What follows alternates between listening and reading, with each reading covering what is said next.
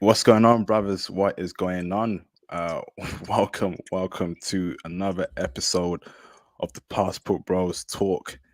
Brothers, as you know, it is now customary. It is now customary to sing the official anthem.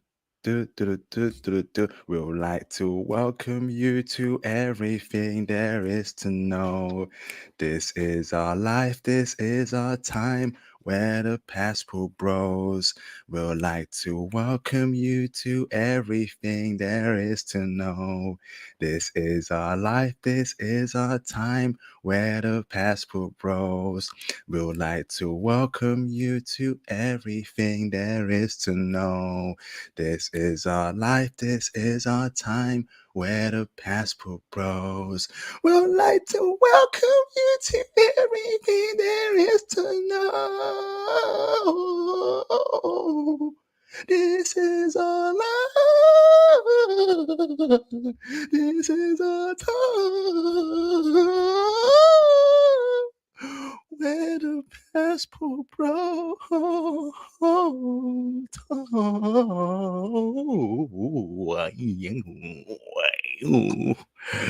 Let's go, brothers. Let's go. Let's go. See, now you just made all the Keishas want us to leave the country. Like just right there.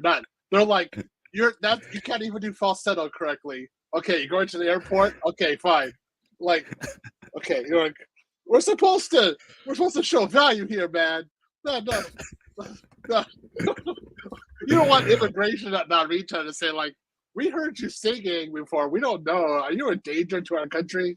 Like, you don't want Japanese immigration to like really wonder or review you real quick. Like, wow, okay, you can come to a country, you can enter country, but that singing you need to check. Okay, so you check the singing first. Okay. Oh man, let's go, let's go. So brothers, we right here in the beginning or the near beginning of the first month of October. First and foremost, how's our audio?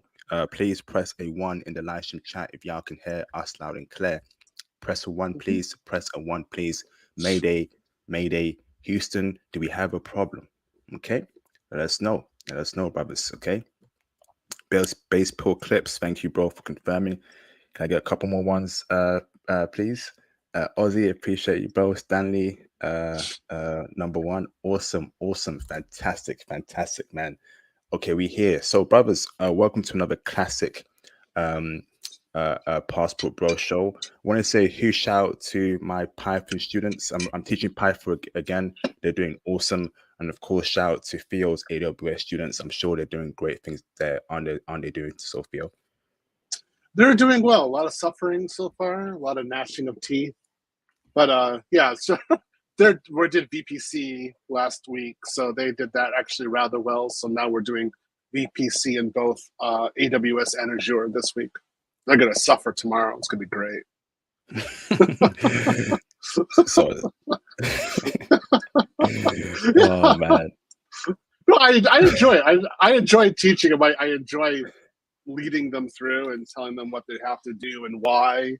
And I enjoy like there's certain guys in there. I'm like, oh yeah, you can be a cloud engineer without a doubt. It's gonna happen. Like it's your guys are like you're like 6 months away from it. You gotta have a job 6 figures. And then there's other guys who are more challenging, and that's where I have to get engaged. I'm like, okay, I'm not gonna give up on you, but I know you're gonna be work. So I like that part because it's challenging to me. I don't want to, I don't want that person to fall behind. But if that person does do the work and they transform, wow, what a impact that is made. So yes, indeed. yeah, so I So, like it. It's fun. So, brothers, when you come in today, please please like the video. Likes are extremely important. Please like the video. Please show some support today. Super chats, PayPal donations. Make sure you get on the Patreon. I'm dropping more content on the Patreon. People are loving the content on the Patreon. Cop the merch too. Just show me some support overall. That'd be greatly appreciated. So let's get straight into it, brothers. Great intro there.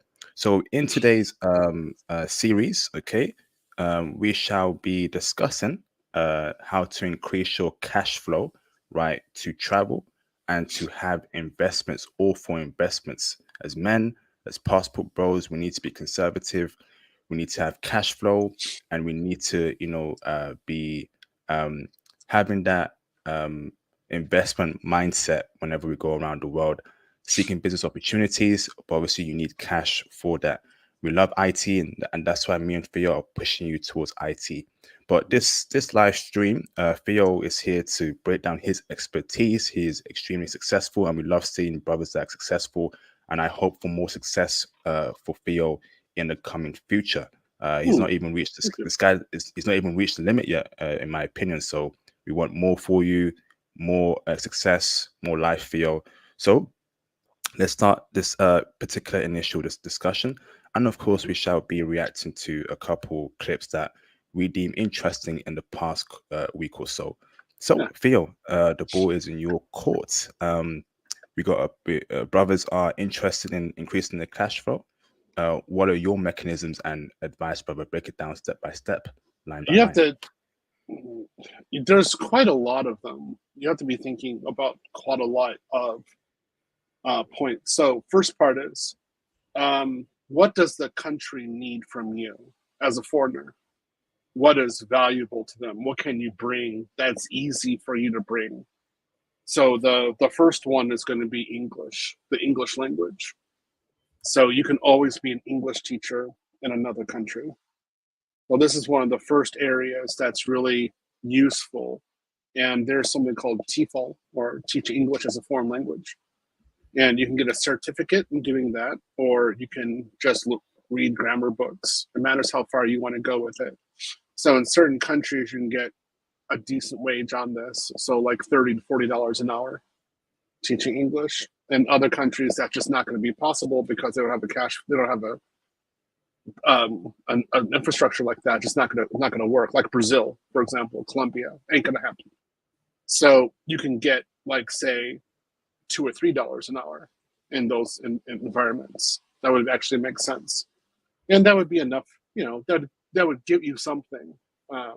Or you can go to a school maybe and get $10 an hour. But it's something you can do locally while you're abroad to get extra cash, and that might be enough to carry you while you're abroad. So that was the first thing you can do. And there's a lot of resources online for teaching English. So if you're going to go for an extended period of time, that's wonderful. So I was an English teacher, and the way that I financed my certifications was by teaching English on the side while I was in Japan. There was no way that I could have done just my IT job alone, particularly in the beginning, and done those certifications. It would not have worked. That would have been by far too financially stressful for me, in particular because I was also taking care of my family and sending money back home. So I really needed to have that English teaching job, actually sometimes 2 or 3. The other thing you can do, one of the useful things about teaching English while you're abroad is that you can get access to various people. So what I mean by this is that, I mean, you might find your wife doing this like I did. So you might meet one guy, like a father who has a daughter who's like, hey, I want you to meet my daughter. Or you might meet like a mother or a grandmother who's like, I want you to meet my daughter or my granddaughter. And you actually get pretty well networked that way. But the other thing too is that you get to learn a lot about the culture by being an English teacher. So this is something I really recommend. I always say that I was teaching English when I was in Japan, but the Japanese really taught me Japanese in the classroom. And that's how I actually got good. It seems counterintuitive, but that's actually what happened. I actually became fluent in Japanese by listening to my students speak in Japanese. So that's one area. That's actually a pretty good one. Next one is a few guys who want to use credit cards. IP and I talked about this a little bit. There are cards out there that will give you cash back. And the cash back is something that you can use not to support yourself so much, but to give yourself a little break. So if you have some sort of like you need a hotel room suddenly for some reason, like there's an emergency, then if you have a credit card, if you've been putting assembling points there, you might be able to get enough points to get a hotel room for a while you're abroad.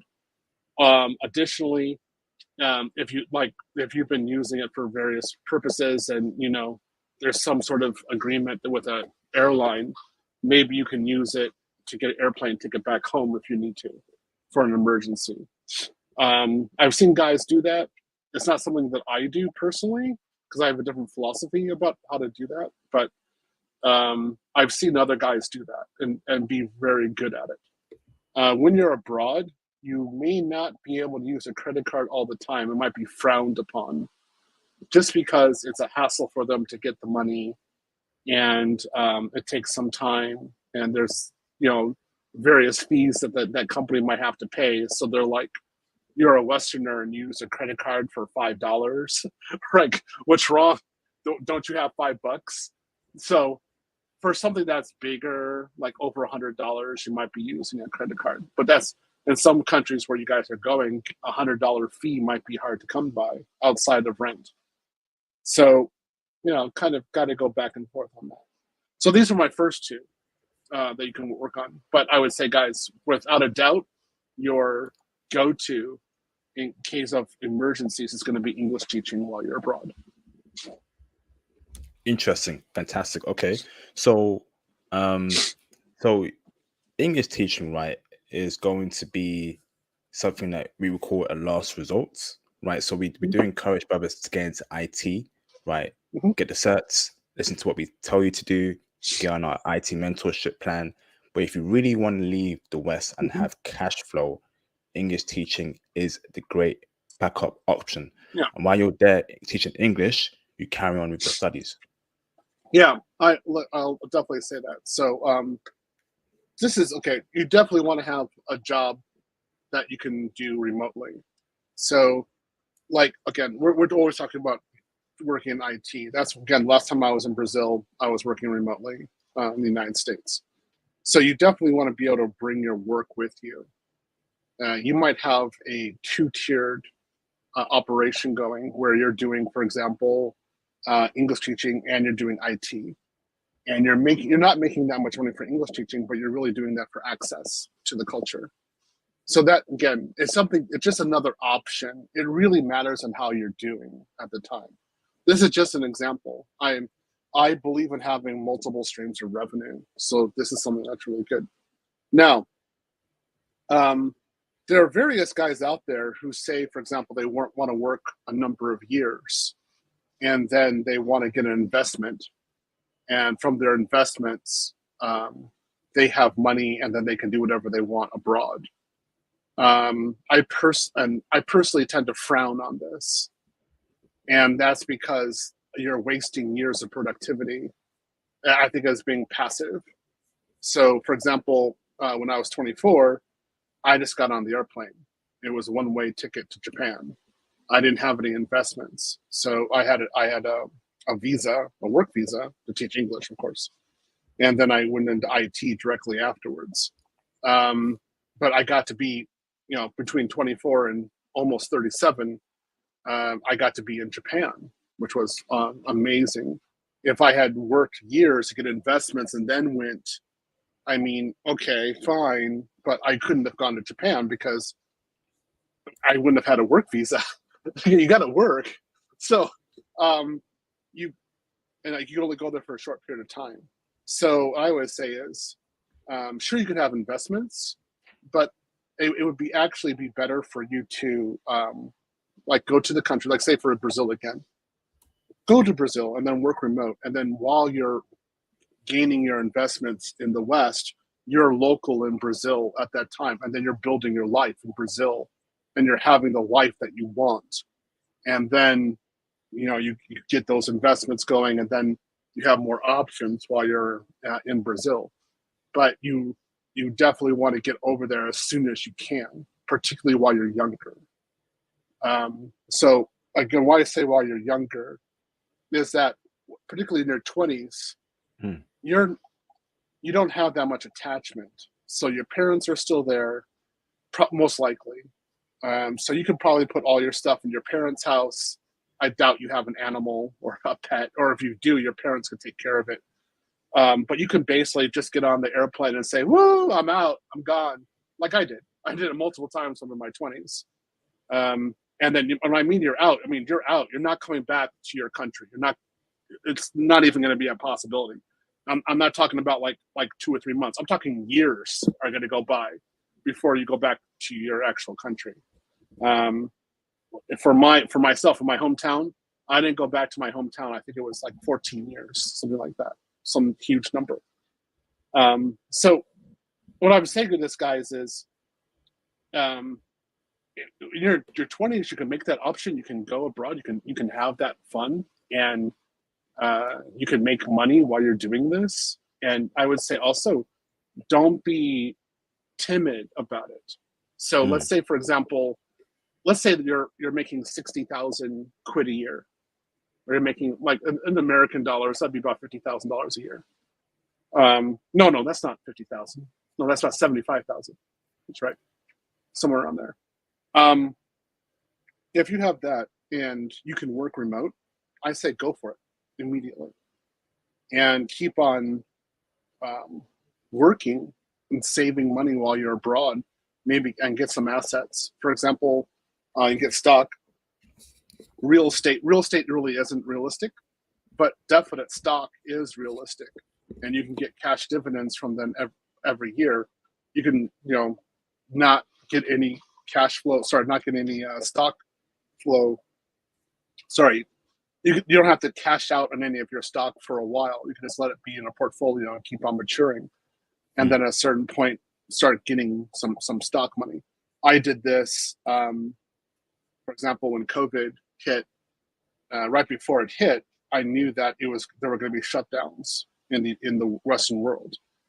That's because I was listening to what was going on in Japan, and while everybody was saying in the West, "Oh, blah blah blah blah, conspiracy stuff," I was listening to what Japanese scientists were saying, and I was like, "Okay, I need to do something right now. This is an issue." So I had a lot of returns from my stock, and I was able to use that to finance my cloud career. So when you're abroad, if you've been like say 5 or 6 years, you've been putting like say 20-30% of your income into stock, then you might have a very nice hefty return after 5, 6, 7 years, or a decent cash flow base after that time, such that let's say 80 or 90% of all your costs abroad are paid for. So you don't have to really worry about it that much. And I'm just saying that's just another option you have with cash flow. Again, stock is one decent area. So like I said, if you're making that $60,000 to $75,000 a year, I would say don't hesitate. Go ahead and go. My first job that I had in Japan, I was making, I think, $35,000 a year, something like that. Damn. So yeah, I didn't care. I was getting out of America. I was like, I'm gone. 35,000. I'm good. Let's go. Right. So I see guys who are. I'm just saying this because I'm sure you admit this too. I see guys in the classes who are overqualified, and they not only should they be working, but they should be passport bros, and they should have left the country like 6 months ago. And they still sit there. I'm like, why are you doing this? And I could tell that they're just being timid. And to those guys, I'd be like, do it, go. You have the skill set, get out. Because I got one guy. I have about 2-3 students who I didn't think should leave, but they left, and they're making between $120,000 to $150,000 a year. They're crazy in South America, right? They're living the life, but they have a decent level of cash flow that's more than enough in South America, such that they have a lot of erotic stories, and they're happy, and they're eating well, and they're having a wonderful time. So these guys are definitely doing the credit card game, making sure they're racking up points. That's I know about that. But they're also being very conservative with their cash while making sure that they maintain at least 120,000. They don't have to do English teaching at all, but they always have that option. And then they also put part of. I know one guy puts part of his money not only into stock, but he also does it into real estate. So those are different options that you have. These are. We'll let you. We'll take a little pause, but again, your work. Make sure that your work allows you to work remotely. Absolutely, man. Great points there. I think it's very important to have multiple cash flow. So let me tackle this from an IT perspective, right? You're an IT brothers. You have an IT job. It's fully remote. You want to go to a country that has a low cost of living. So let's say you're getting paid, let's say $5,000 a month. Great money, right? You go to Japan, Colombia, and your expenses are probably around, let's say, $2K a month. Okay. So you got $3K to play around with. All right. That $3K can go into stocks like Theo said. It can go into an investment, that you know about, or primarily it can go into crypto. And I think crypto is something that brothers need to look into that a lot more. I was looking at the crypto news in the last 24 hours. Bitcoin actually made some pretty heavy gains in the last 24 hours. Went some good gains, right? So crypto is going to give you a lot of cash, particularly in the bull run option that's happening next year, most likely, right? So it's very important you pick the right cryptos, you do your research very well. Obviously, Bitcoin won't fail you, in my opinion. ETH, another safe investment. Obviously, it won't be as volatile as it was before, but it'll be some pretty good gains, right? And there are a couple other coins there that I'm not too versed about yet, but I know Bitcoin, ETH. Brothers need to get into crypto. Okay, crypto, it could potentially be the area where you retire early or even more cash flow to put that cash into real estate, because we need a place to live in from now until the end of time. Okay, so if you have a real estate Airbnb, or you have an apartment complex, right, with different rooms, you're generating cash flow while you have your IT job as well.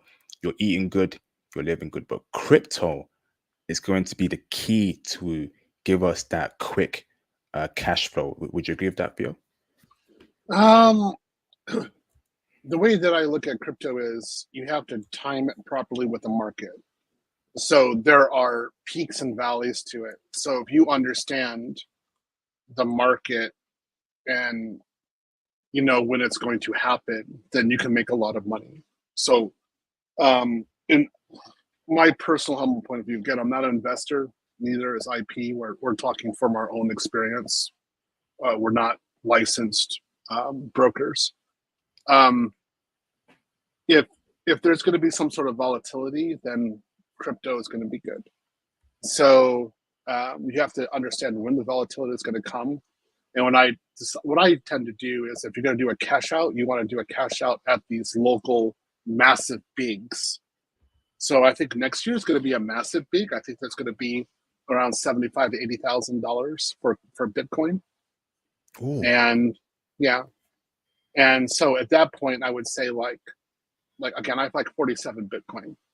I would say like yeah. Shout out to Theo. Salute to Theo, bro. That's what I love hearing, bro. Nice one. So you can just, I would say like cash out. Like for me, I cash out one maybe. That would be about it, and then just keep it in there because you're waiting for another volatility, another point of volatility. In terms of quick, maybe it depends on how good of a trader you are and how, if you really know what you're doing. I usually don't do it that way. I just kind of wait for these huge ebb and flows, and then I'm like, okay, it's gonna happen here, cash out here. I figured out that Bitcoin was going to go huge during coronavirus. What I didn't know was that I knew there was going to be a shutdown, but I didn't think there was going to be an international shutdown. That was the one that freaked me out. If I had known there was going to be an international shutdown, I might have tried to go to Japan first, because then I would have a monopoly with Japan. So that's unfortunate. Oh well, that's just the way it is. Yeah. So yeah, just be careful with it because it can. Crypto tends to be a little moody on a day-to-day basis, but if you look at it for years point of view, oh yeah, it's a pretty good return. Absolutely, bro. I was looking at the Bitcoin chart, and obviously I do regret not getting into it. I didn't understand it back in the day, and it's just, but it is what it is, man. So I was looking at it back in 2017, 2016. Bitcoin was only 2K, 2K, 1,500. If you put down a 3,000 investment back then, right? Or even just bought one Bitcoin back in 2015, 2016, and you held on, you kept being patient, right? And with the bull run happening next year, that's a crazy return from 1,500 to 80K potentially next year, bruv. If you bought Mhm. multiple coins, another crazy return, right? So I think life is all about foresight, and it's, you know, as I grow older, brother, um, think about your next 5 years, your next 10 years, your next 15 years, right? Don't rush things. Life is a marathon, it's not a race. My dad always tells me that, and you know, his words have been extremely wise in my life. IP, life is a marathon, it's not a race. Think about the future. But yes, Yeah, there is a huge opportunity here for crypto. There's some coins called XRP, VChain, Cardano, etc., that could give you 100x, 200x. No one knows, but if you invest in the solid coins, you should be okay. So put in the live stream chat what solid coins you believe probably should be investing in. Go on, Theo. I I got my Bitcoin. They're like $10 a piece, somewhere around there. I don't think Back in I paid 20 anything back more in than 10. back in Yeah, it was 2013. 2010, 20. It was like 2010, 2011, somewhere around there. It was some ridiculously low price. So, but back then it was everybody thought this was like, well, there was a recession, and it was a bad year for me. So I had put a little bit of money into crypto and I put it over to the side, and then I just forgot that it was there. So when later on I started thinking about it, but for the most part I really didn't think about it at all. So I pretty much made a huge amount of money. So my thing on crypto is I looked at something that's vital, something that brings more value, and I try to look at something that people aren't talking about. So that's usually where I want something kind of new and low price, but kind of like the way I look at it is like in Japan, if everybody is lining up to one ramen store, that's gonna be a long time to get in that ramen store. So Mm. I'm usually looking for something else that people aren't lining up at that kind of looks good, but people aren't talking about it. So I go in there to see if I can get a deal. Um, and then if I can, then I can get in there and then I can have my time and not waiting in line. So this is it's like a reverse psychology on this. I do the same thing with stock.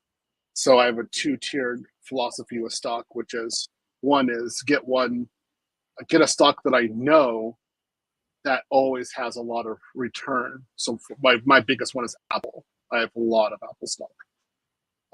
But then what I also do is what we call penny stock. And penny stock is usually stocks that are under $1, and they're with companies that show great promise, but they're not big yet. So I've had, for example, I've had penny stocks. So I bought it for like 30 cents, and then over a number of years they really do well, and they go from like 30 cents to 15 or $16, but they also do a stock split. So then I get two stock for one. So then my amount of return is just huge, and I just go ahead and sell it off at that point, and then put it into another stock, another penny stock. So that's generally how I do it. It's just long term. I'm not really thinking anything I put into the stock market. I just say I'm probably not going to get back. So maybe if I do, it's great, but I'm not guaranteed for it. Again, my little philosophy about stocks. Um, Again, with crypto, I would think like just keep your eyes open. I've seen people do like loaning loaning crypto out and getting a return on it. I think that's actually decent. So there's some sort of return you can get, or like you can make yourself into your bank and then loan out the value of the crypto out for a while in terms of hard currency. I think that's a good idea to do, but I haven't done it myself. Just want to say. Awesome. Hold on, bro. Got a couple of super chats here. Shout out to Mr. Joshua McMillan for the $199 super chat. Getting back to homework. Just wanted to stop and support. Thank you, bro. Keep going with your homework, brother. Appreciate you, Joshua. Thank you, bro. He's in your class, I think he's also in my class as well. Good stuff, Joshua. I met him locally here in Austin. He's a good guy. Yeah. Oh, is he the guy that one day you were working out and he saw you from my channel? No. Okay. No. This is no. He actually paid me, and he was doing an internship here. So I was like, let's go out to lunch. So we did. We had a good conversation about his career, what he's doing in the future. So he's a pretty solid guy. He's in your class, right? Yes, he is. Yeah, he's in my class as well. So he's smart. He's got a good future ahead of him. Absolutely. Want to see you earning the big bucks very soon, Joshua. Okay, keep pushing, bro. Shout out to Mr. Afrin Weeks for the $10 super chat. I appreciate you, bro. Man, I shout out to Afrin. Salute to you, brother. Man, I wish I found you, brother, 20 years or so ago. I was such a simp, and two of my exes taught me out of moving abroad, wanted to get married and have a family so bad. Japan was one, Korea the other. Oh, man. Well, I mean, a lot of us were simps. I was a simp too. I mean, how long was I? I always say, like, so I was a white knight mangina. That's perfectly way to describe me. And I had to deprogram myself by taking the Crimson Capsule. I did that quite a lot. It took years to do. So we're here talking about options, but at least I knew to use my passport. I knew to get out of the country. And I knew that Western women were anathema. I knew it way back then. So at least that's something. Again, we all of us have some problem. And if you think about how many years it was while we were talking on YouTube or Reddit or other places and just trying to talk about our experiences, how many of our channels were destroyed? How many places where we were trying to speak, they were absolutely eliminated. So, I mean, it's been an uphill battle. The fact that we can get to this point is amazing at this point. So let's be happy for what we got. And yeah, it's too bad you couldn't have gotten out of the country because you might have some really cute kids right now. So yeah, right. So it's a shame, we might have made a Japanese or a Korean woman really happy. It's not too late, Afrin. Shout out to Afrin again for the $5 super chat. Thank you, bro, for the support. Much appreciated, bro. But I'm here now and taking in all the knowledge you bros are giving. Salute to both of you, brothers. I'm living the dream now. Yes, indeed. Keep pushing, Afrin. There's always a light at the end of the tunnel, brother. You got a very bright future ahead of you, brother. Keep pushing. Well done, bro. So, as we go on to wrap up this part, I just want to speak about a few more topics, and we're going to react to a couple clips, brothers. So, Theo, Bitcoin.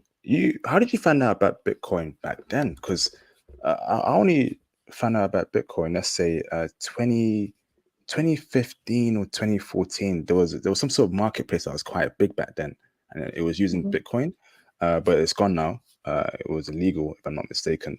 But how did you find out about that? Was it for a friend, or were you an internet nerd back then, bro? Break it down. We're working IT. We just talk about an IT. We talk about Bitcoin. We talk about digital currencies, and a lot of people thought it was silly, but we were talking about how we could actually put a little bit into like a card or to an account, and then we could use it to buy something like at 7-Eleven or at a convenience store or stuff like that.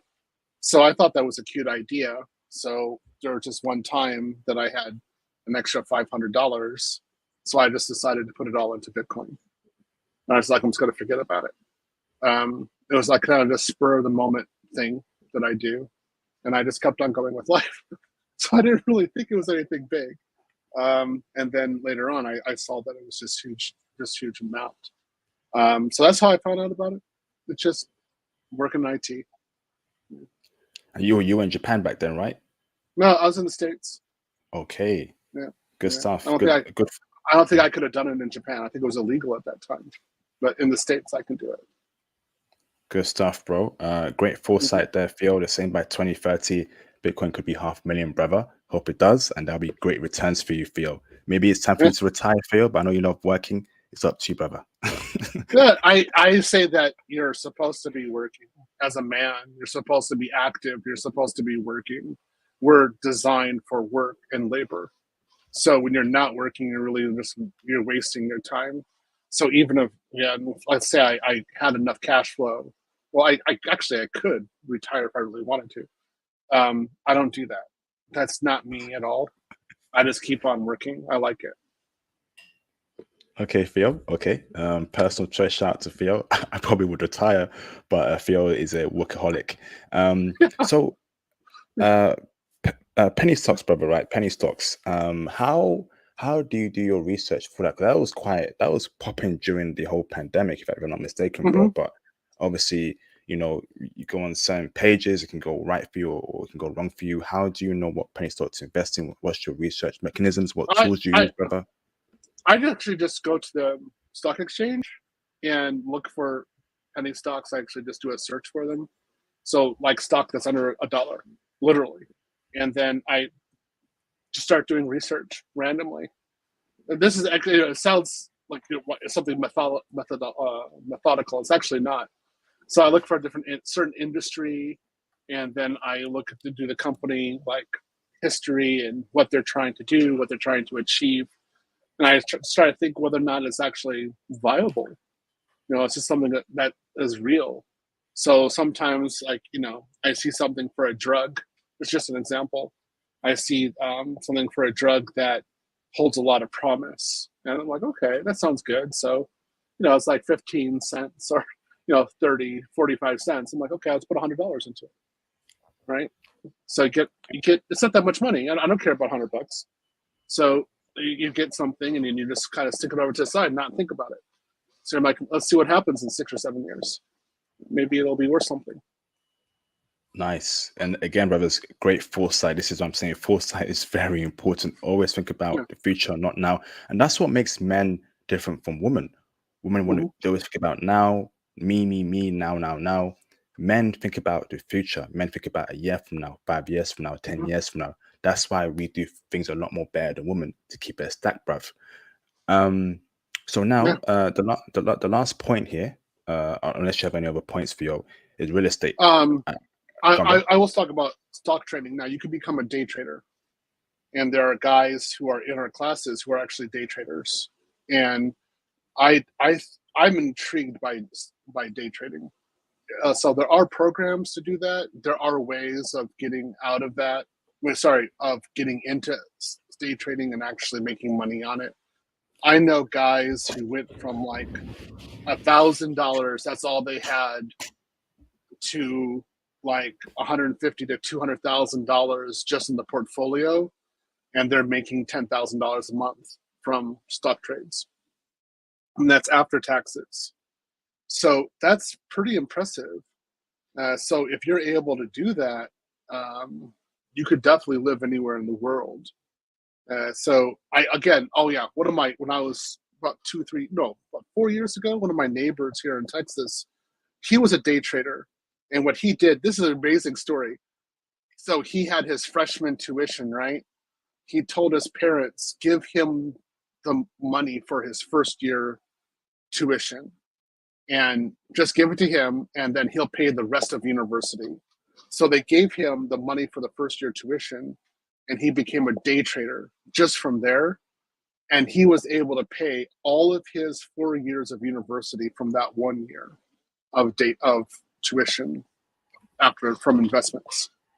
And he was one of the best day traders I ever saw in my life. The guy was just lethal. So I would say, guys, maybe that's something you want to go into is day trading. But it's risky. You have to use all your own money. You have to know what you're doing.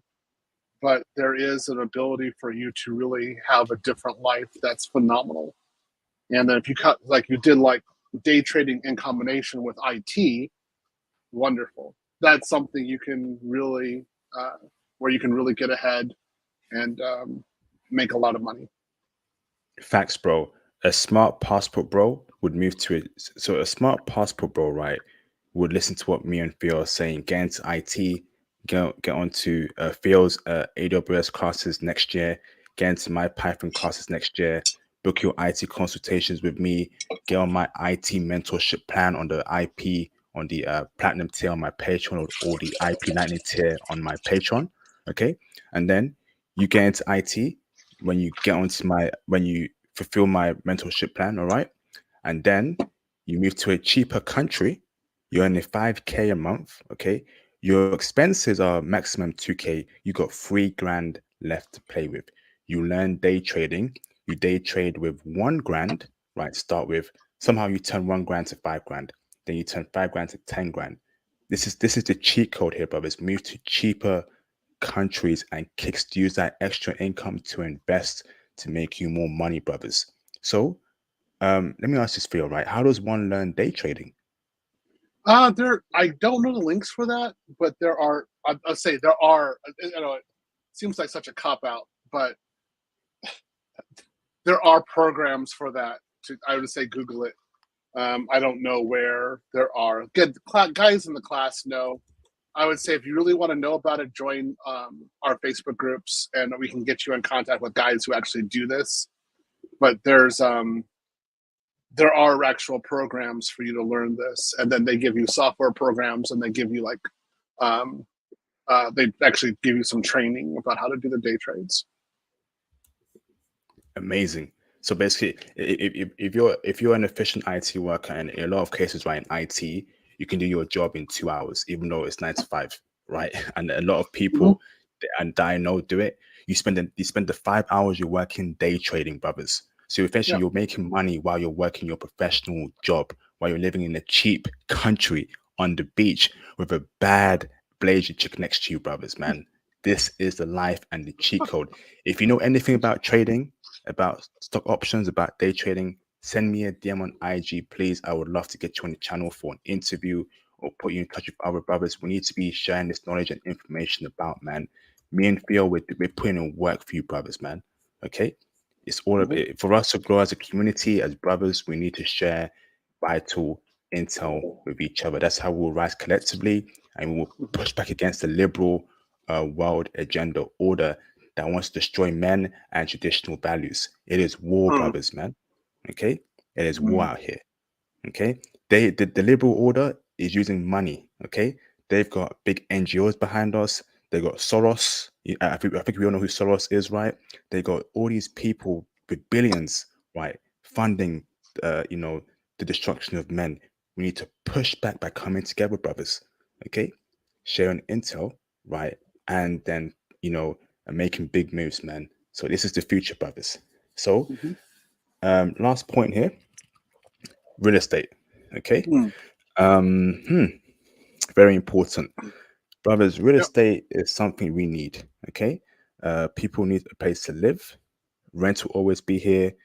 Mortgages will always be here, but particularly rents, Airbnb, and owning apartments. So it's very important for brothers to expand their mindset beyond America. Okay. There's real estate opportunities all around the world. For example, Japan. They're having a population crisis in Japan. Okay. There's a lot of empty houses in Japan, brothers. So here's a perfect scenario, right?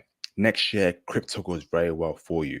Your $1,000 investments turn into 200K magically, because crypto is so volatile, right? You take 50K or 40K, you go to Japan, you put a down payment down, or you buy a whole house. There's some houses in Japan going for 20K, 30K. You build it up. You Airbnb that house that's near Tokyo in the countryside. People come in, come out, you get cash flow, brothers. Right? Then you start Um, building your real estate empire, brothers. It's very important we get into real estate, man. Go on, bro. I would say um, what you can do. I had some friends who this kind of idea. So they were abroad. Actually, when they were in Japan, they were doing what you were talking about. Like, so it's easy to live in Tokyo for $2,000 a month for all of your expenses, even going out. So you're doing English teaching. They're making $5,000 or $6,000 a month doing English teaching. So they took that money, like $3,000 or $4,000 a month, and they sent it over to the Western country, like in this case, the United States. They put some of that into the stock market and had it grow. And like in 2 years, they had enough to put down on a house in a university town. And what they did with it was they rented out the rooms, but they also had, I think it was like, there were like 4 rooms. So 2 they rented out to students, and the other 2 they did Airbnb. And of course, during the summer, you're not going to really make that much money because universities don't have that much going on in the summer. But in the fall and during football and American football, and then during basketball seasons, they made enough money from Airbnb to just pay off their entirety of their loan. So that is one really good example of what you can actually do over a few years.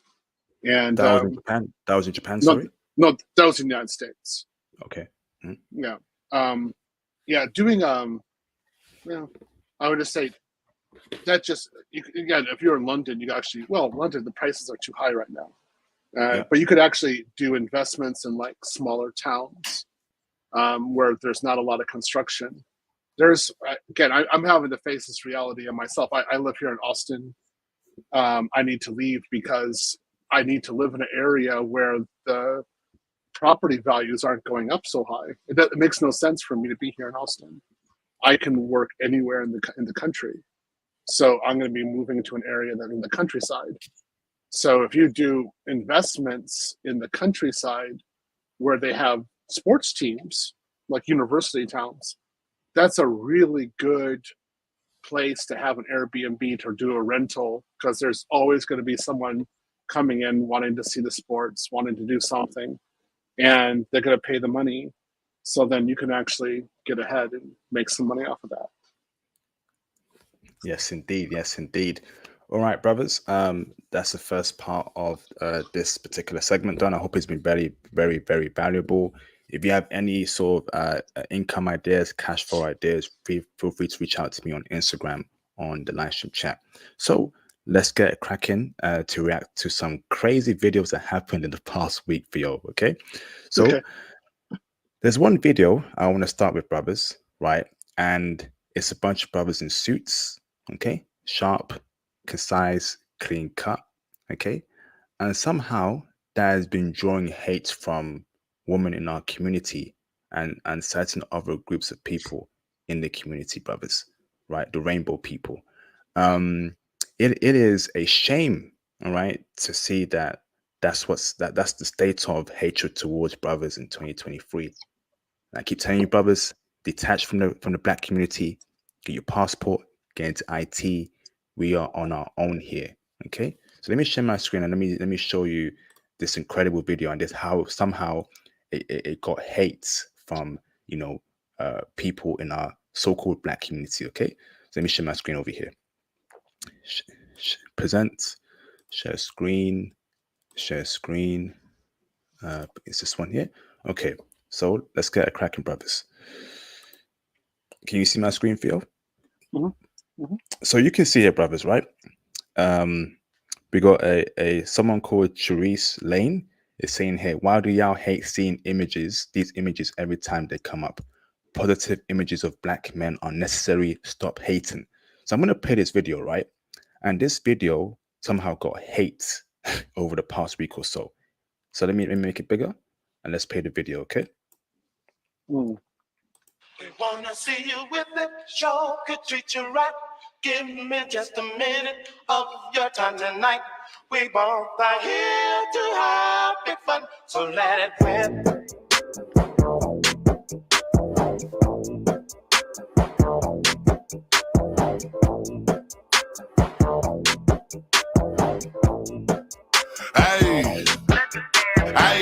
Just know that I'm being, I'm thugging, I'm still in the street. If he run up, I out and delete, clean the block and repeat. Get hot, throw that in the creek, hit the spot, it's 100 a piece. I went flawless, my team diamond, but where does it say? That boy dumb in the bitch, if he reach, I'ma go to the D. Let's be real, Stevie wanted to see that I'm having it, then I'm flipped. Labels call every week, I can't sign, I got cases to beat. Plus I touch 80K every week, ain't gonna lie to sweet. Let it whip if he step on my feet on my son, you should slide every week. Ever shot out a G with no dose of them to see who it was, just to see if they street. Don't get put on the T on the net trying to act like you gangster. I got enough bread for the feed. You know I'm a G, I got killers, cause straight out these, they pull up on a horse with a ski. I'm for free, don't you dare say the your feet, cause you bound to get left in the street. I make 10 off the feet and I ain't touched the bow in some weeks, but I know we're OG for the G. Cross the line, but I tweet, gotta know I ain't going for nothing. You think that I'm cat, come and see. See you with it, show you treat you right. Give me just a minute of your time tonight. We want the here to have big fun, so let it whip. Hey, shout out to those brothers, man. So let me give my perspective here, right? So this has caused huge news over the past week or so. This video has got comments from BWs, okay, in our community saying, you know, what's the point in, you know, these men wearing suits? What's that? They're just wearing suits. What's so special about that? You know, why are these men not building? Okay, why they're wasting their time making a video of them wearing suits? And you can see here, right, on the feed. Okay, you know, look, I was going to ask you who would have negative comments about this, and then you showed that thread. Okay, so there are many people, right, that are mad about this, right, that got triggered about brothers wearing suits. It's crazy. So when we go in the actual video itself, right, let me go into it and let me scroll down here, right, you're going to see, right, a lot of people, okay, just talking reckless, man. So let me scroll down even further, right? Hold on. Look here, okay? Where is it? I don't see enough working men. What does that even mean? That's crazy, bruv. What? look at it here, right? There's one over here that's saying, can y'all do something with them suits? What does that mean? Don't get it twisted.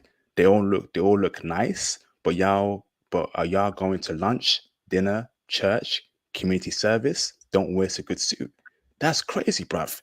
In our community, right, just wearing a suit is drawing hate. The reason why these brothers have wore a suit is because they want to, change the image of brothers worldwide. As you all know, black men have a horrible image. Okay, the rap music, the culture shows black men in a negative light.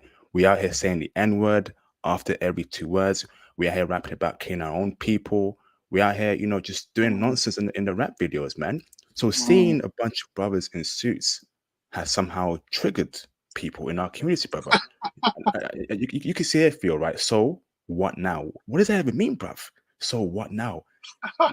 Where are comments saying this is a great image of brothers, keep doing this, and they're saying here, right? Is this a community service project or forum for community building together? What does that even mean, bruv? Can't you say this is awesome? You keep doing great things, blah blah blah. But it's wild, bruv. Theo, what's your thoughts about this particular video, bro, and the hate towards it? How do I say this? How do I describe it to you? Okay, so when I saw this, I first part I was reminded of the Black Manosphere Conclave. We did the same thing there. We didn't have as many men. We have our numbers. We have quite a number. So I was like, oh, okay. I think Houston next year we could do more than this. We can do a line just like this. In fact, maybe Houston we could do 2 lines like this, all men in suits. So I'm actually proud to be a part of that kind of group and to be in a suit.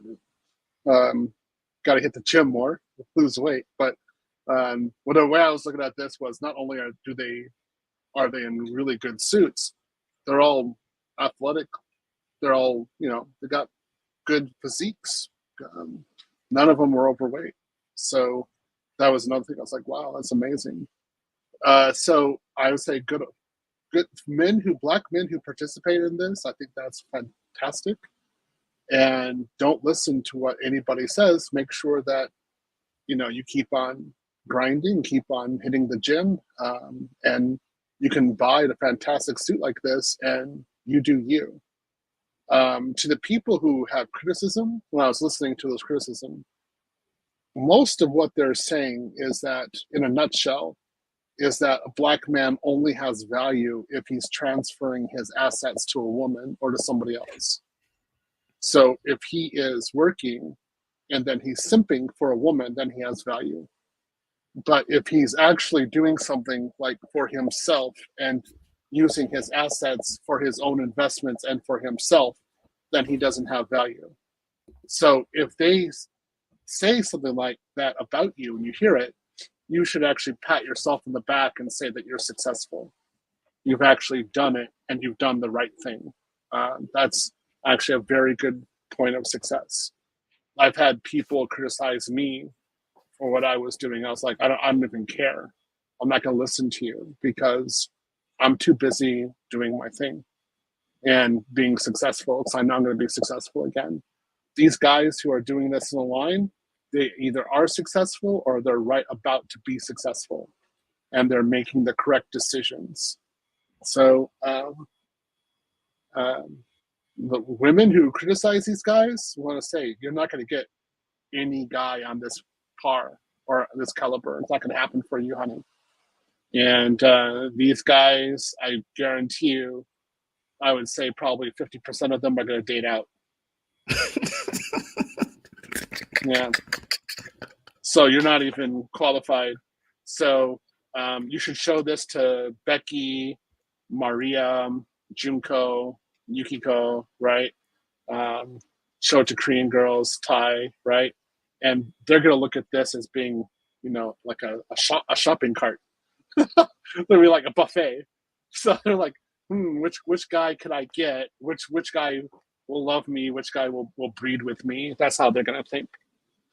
So you want to be listening and talking to those women who want to be standing next to you in this line. And don't be worrying so much about the women who hate on you for looking good and being successful and being a part of heterosexual black men together in one line. Mm-hmm. Facts there, Theo. Absolute facts. I think it's very important for brothers, to see in real time just how much vitriol we're getting within our own community. People in the black community are excluding straight black men in the community. They don't want us there at all for some reason, and that's cool. Okay. Mm-hmm. Black men, future passport bros, current passport bros, need to understand that people in our community are against straight black men. Anything straight, anything positive, anything that's not simping for them, being gangsters, smoking that ganja is a problem for them. If you're educated, if you speak proper, if you dress well, if you are not sagging your pants, okay, you're not a real black man to them, okay? And this is why I'm saying you got to separate from the community, get into IT, form a new fellowship with your fellow passport bros, go abroad, and live the life that you truly deserve to live. It's that simple, brothers. Okay? They don't want us there. Without straight black men in the black community, the black community is going to fail. And we're seeing in the US, they're bringing more immigration in. In the US, they're ignoring black people's concerns, and still, right, they want to cause division, right, amongst straight black men. It is done for, brothers. It really is. Get your passport, get into IT, okay, become a part of Passport Bros, and you will live the life you truly deserve to live. Ain't that right, Theo? I think it's over for like the lower level, the lower class. I don't see how they get past this next wave. I think it's going to be a little harder. For us, I think we're going to choose a different path. And we've been talking about separation for a long time. So I think we're going to be able to have something more exciting abroad. And we're going to do something legendary, but it's going to be very different. So one of the things that I've been thinking about doing, again, consultation with a group in the Black Manosphere, is I'm thinking about making a training center for IT. And if I do it, it'll probably be in Colombia. So in that case, Passport Bros, if they're having, if they want to get trained up, but they got some money, not to pay me per se, but to live abroad for a while, they could actually go there and get trained directly by me locally and in a classroom setting. And I think that's going to be the next step, not just remote teaching, but also classroom teaching. And you see, this is what we're doing. We're building. We're actually doing the work. And if I had my choice of doing this kind of setup, it would be all us together, like in a room like this, with our computers open and books open, and looking nerdy and geeky, right? Yep. And some of us would have big cups of Coke or soda. I can't drink that because I'll have an insulin spike and start shaking, so I can't do that anymore. But I did that before. I was a total nerd. So that's what the next image is going to be. And of course, people are going to be criticizing us, and I really don't care, because if let's say those guys who participate in that kind of classroom setting or are in our classes now, not only they're going to be wearing suits, but in 2-3 years, they're going to have some of the most beautiful women ever next to them. And they're going to be relaxing and seeing their investments increase every month. And they're going to have choices. We're doing crypto, we're doing real estate and stock, all kinds of different options for cash flow. And they're going to be enjoying themselves. And so we're going to be making our own narrative.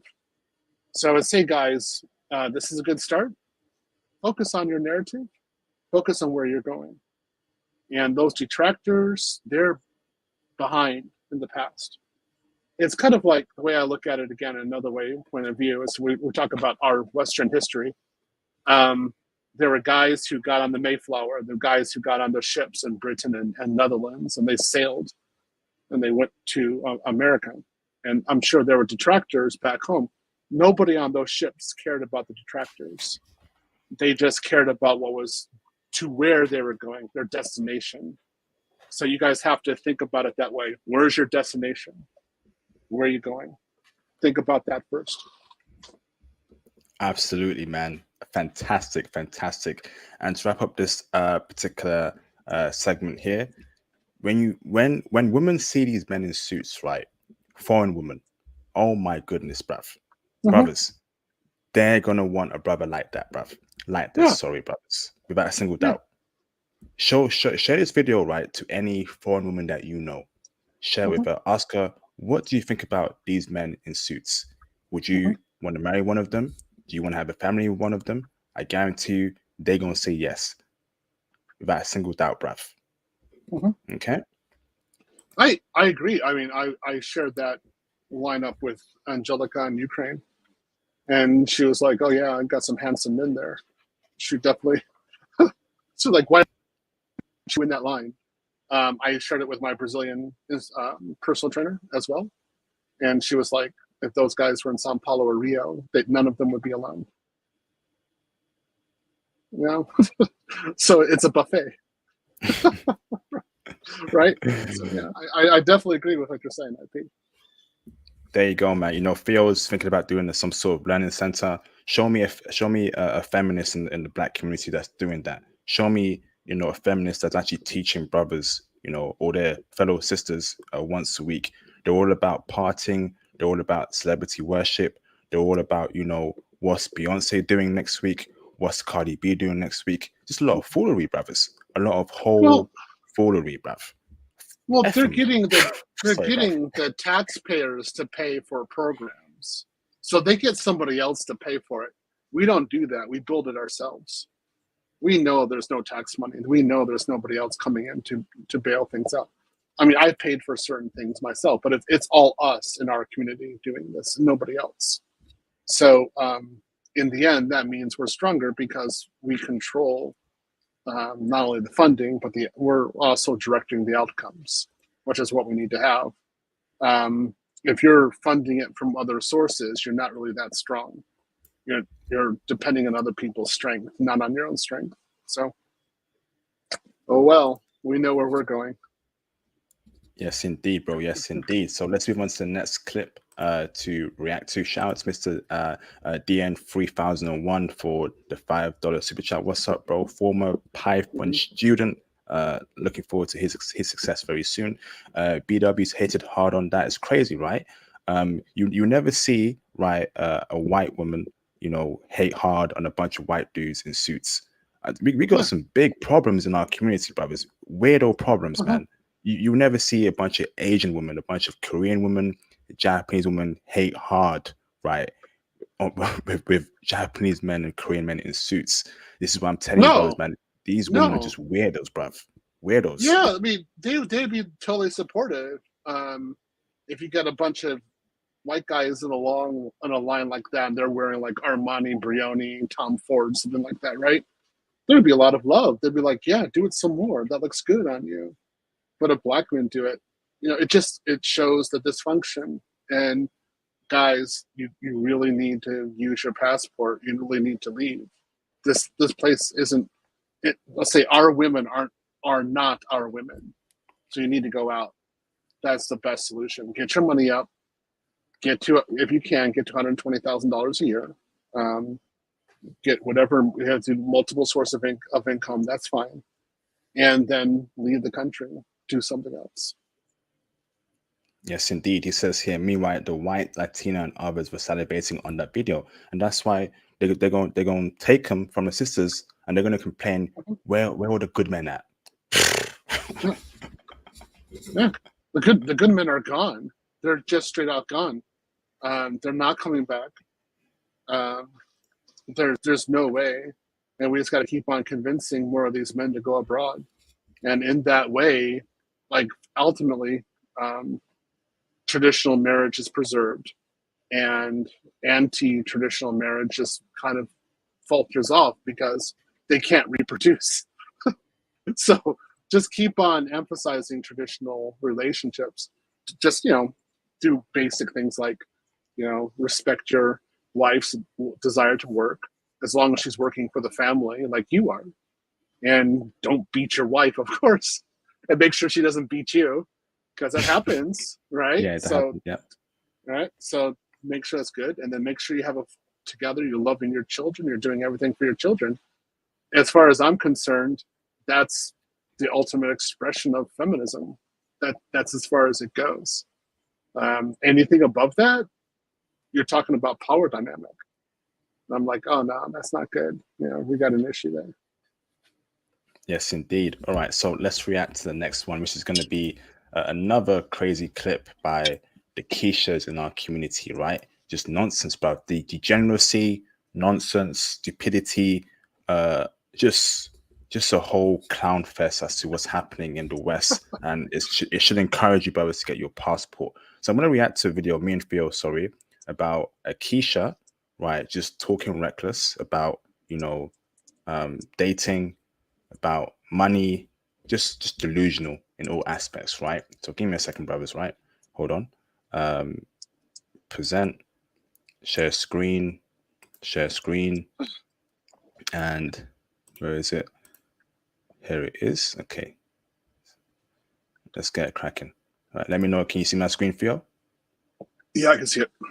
Okay, so let's react to it. How much money do I have to make to date you? More than me. Which is? I can't tell you that, but I make, pretty good penny. Yeah. Okay. So,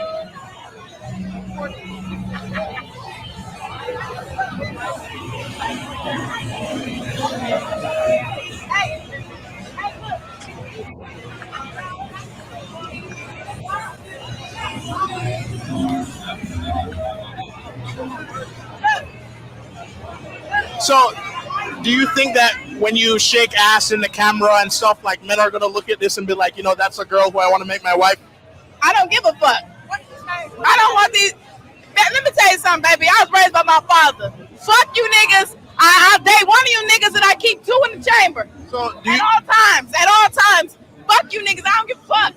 I'm my wife. Do you not want to be a wife one day, though? Do you not want to be a wife one day, though? When I'm old, you shake ass. I need to know your connotation of wife. Yeah. Because I'm a lot of niggas' wife. Okay. I'm a lot of niggas' type. Do you have a ring? I got plenty.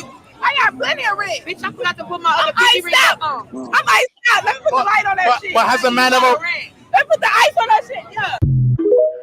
Ooh, whoa! One more time, because I'm heated right now, brothers. This is what we Are you got. sure?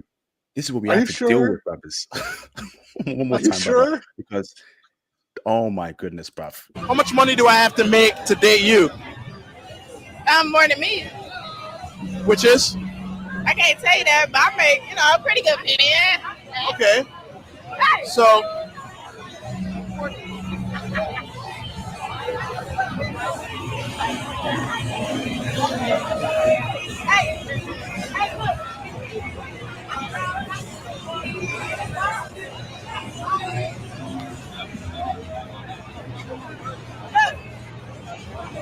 So, do you think that when you shake ass in the camera and stuff, like, men are gonna look at this and be like, that's a girl who I want to make my wife? I don't give a fuck. I don't want these. Let me tell you something, baby. I was raised by my father. Fuck you niggas. I date one of you niggas and I keep two in the chamber. So, At all times. Fuck you niggas. I don't give a fuck. Talking about wife. Do you not want to be a wife one day, though? Do you not want to be a wife one day, though? When I'm old, when you shake ass, I need to know your connotation of wife. Yeah. Because I'm a lot of niggas' wife. Okay. I'm a lot of niggas' type. Do you have a ring? I got plenty. I got plenty of rings. Bitch, I forgot to put my other pinky ring on. I might stop. Let me put the light on that shit. But has a man ever... Let me put the ice on that shit. Yeah. Ooh. Let me go here first, Theo, man. Brother, you're seeing it straight from your eyes, right? For your eyes only. The dysfunction, the nonsense, the profanity, the whole degeneracy amongst women in our community, right? So let me break down just what I just saw there, right? Number one, the N-word use, calling who I'm assuming black men the N-word, something that I just can't get down with, man. She's not said, she never referred to black men as black men. She refers to us as the N-word, and that's just not right. All right, a woman calling you the N-word in a relationship or non-relationship isn't flying anyone that does so, right? The next point I want to add is that she's on camera saying that she got a man, but there's two in the chamber, so she got backup options. So she's telling you, right, she's cheating, all right, and she can, or she could cheat with two other dudes that she's also interested in, or she keeps on the side as her side dudes. That's how most modern women are in America and in the West. They got a whole bunch of side dudes that they can go and sleep with, right? If they ain't happy with you, okay? Foreign women ain't doing that, bruv. Foreign women ain't doing that. The next point is that she says that wife, what's a wife? I don't need to be a wife. I'll be a wife when I get old, right? When you go abroad, women who are 21, right? Women who are 22, 24, 23, they want to get wifed up as soon as possible. They're not waiting to 35, they're not waiting to 40, they're not waiting to the late 20s or early 30s. They want to get wifed up as soon as possible. Modern women in the West want to sleep around, want to twerk on camera, want to call brothers profanity, right? Want to rack up high body counts, and then we have to wife them up. You must be out your goddamn mind, bruv. You must be out your goddamn mind, bruv. Break it down for us, Theo. What's your take on that? Okay, so first off, I'll start in the beginning. Before she started opening her mouth, I thought, well, she's actually attractive. She's about a 6. All right. So this is before she opened her mouth. When she started talking, she plummeted to like negative infinity. That was impossible to do a salvage operation for her ever. So first thing she says is that one of the things she said was that she was raised by her father. That's impossible because fathers don't allow their children to talk like that. If I talk like that inside of my house, I grew up with my father. He would have beaten the hell out of me, literally. I don't know how I would have walked afterwards. And that's what fathers do. They discipline, and if necessary, they beat the crap out of you. And that's what my dad did. And there's no way I would have talked like that ever. Notice we are civil. We use certain words. If we get angry, we use words sparingly, and that's just the way it is. So this woman was not raised by her father at all, ever. Next thing, when she talks about how much money she makes, notice that she never gives a number. A lot of women don't give a number, and that's because ultimately they're not making much money. They want to have this air of making money, but they don't. I make a lot of money. I know people how they act when they make a lot of money. I can usually identify it by their level of fatigue. You guys know me. You guys know that I'm almost always tired, right? Because I work a lot of hours. So if you actually have money, you're not going to be out at this time of night, except for rare. You're not going to have this kind of energy. This is the energy of someone who's broke. Straight out. If you're actually making money, you don't do this kind of twerking crap on the streets. Next, she I don't think she has one guy and 3 in the chambers. I think she's being used by 3 guys. Period. That's it. She is only for the streets. Her idea of marriage is only for when she's older. No, she'll never get married. She'll never be marriage material. It's impossible. The only way that she'll ever get married is if some simp is an idiot and knocks her up. And then because he has honor, he marries her, and then she destroys him. That's it. That's the only way this will only happen. No man in his right sense would ever marry a girl like this, who acts like this. And I was going to say, anyone who's listening to this, again, especially if there's any APW who are listening to this is 100% on you. This is 100% on how you act. And men who marry have standards and will never accept this. Not only that, we won't accept this in your past. So we find out like 10 years from now that you were doing this in the streets, you're not marriage material in your 30s either. We're going to say no. And we see that you did OnlyFans or some other kind of like some sort of work with your body. We're not, it was 10, 15 years ago. We're not going to marry you either. We're not going to say, oh, you changed. No.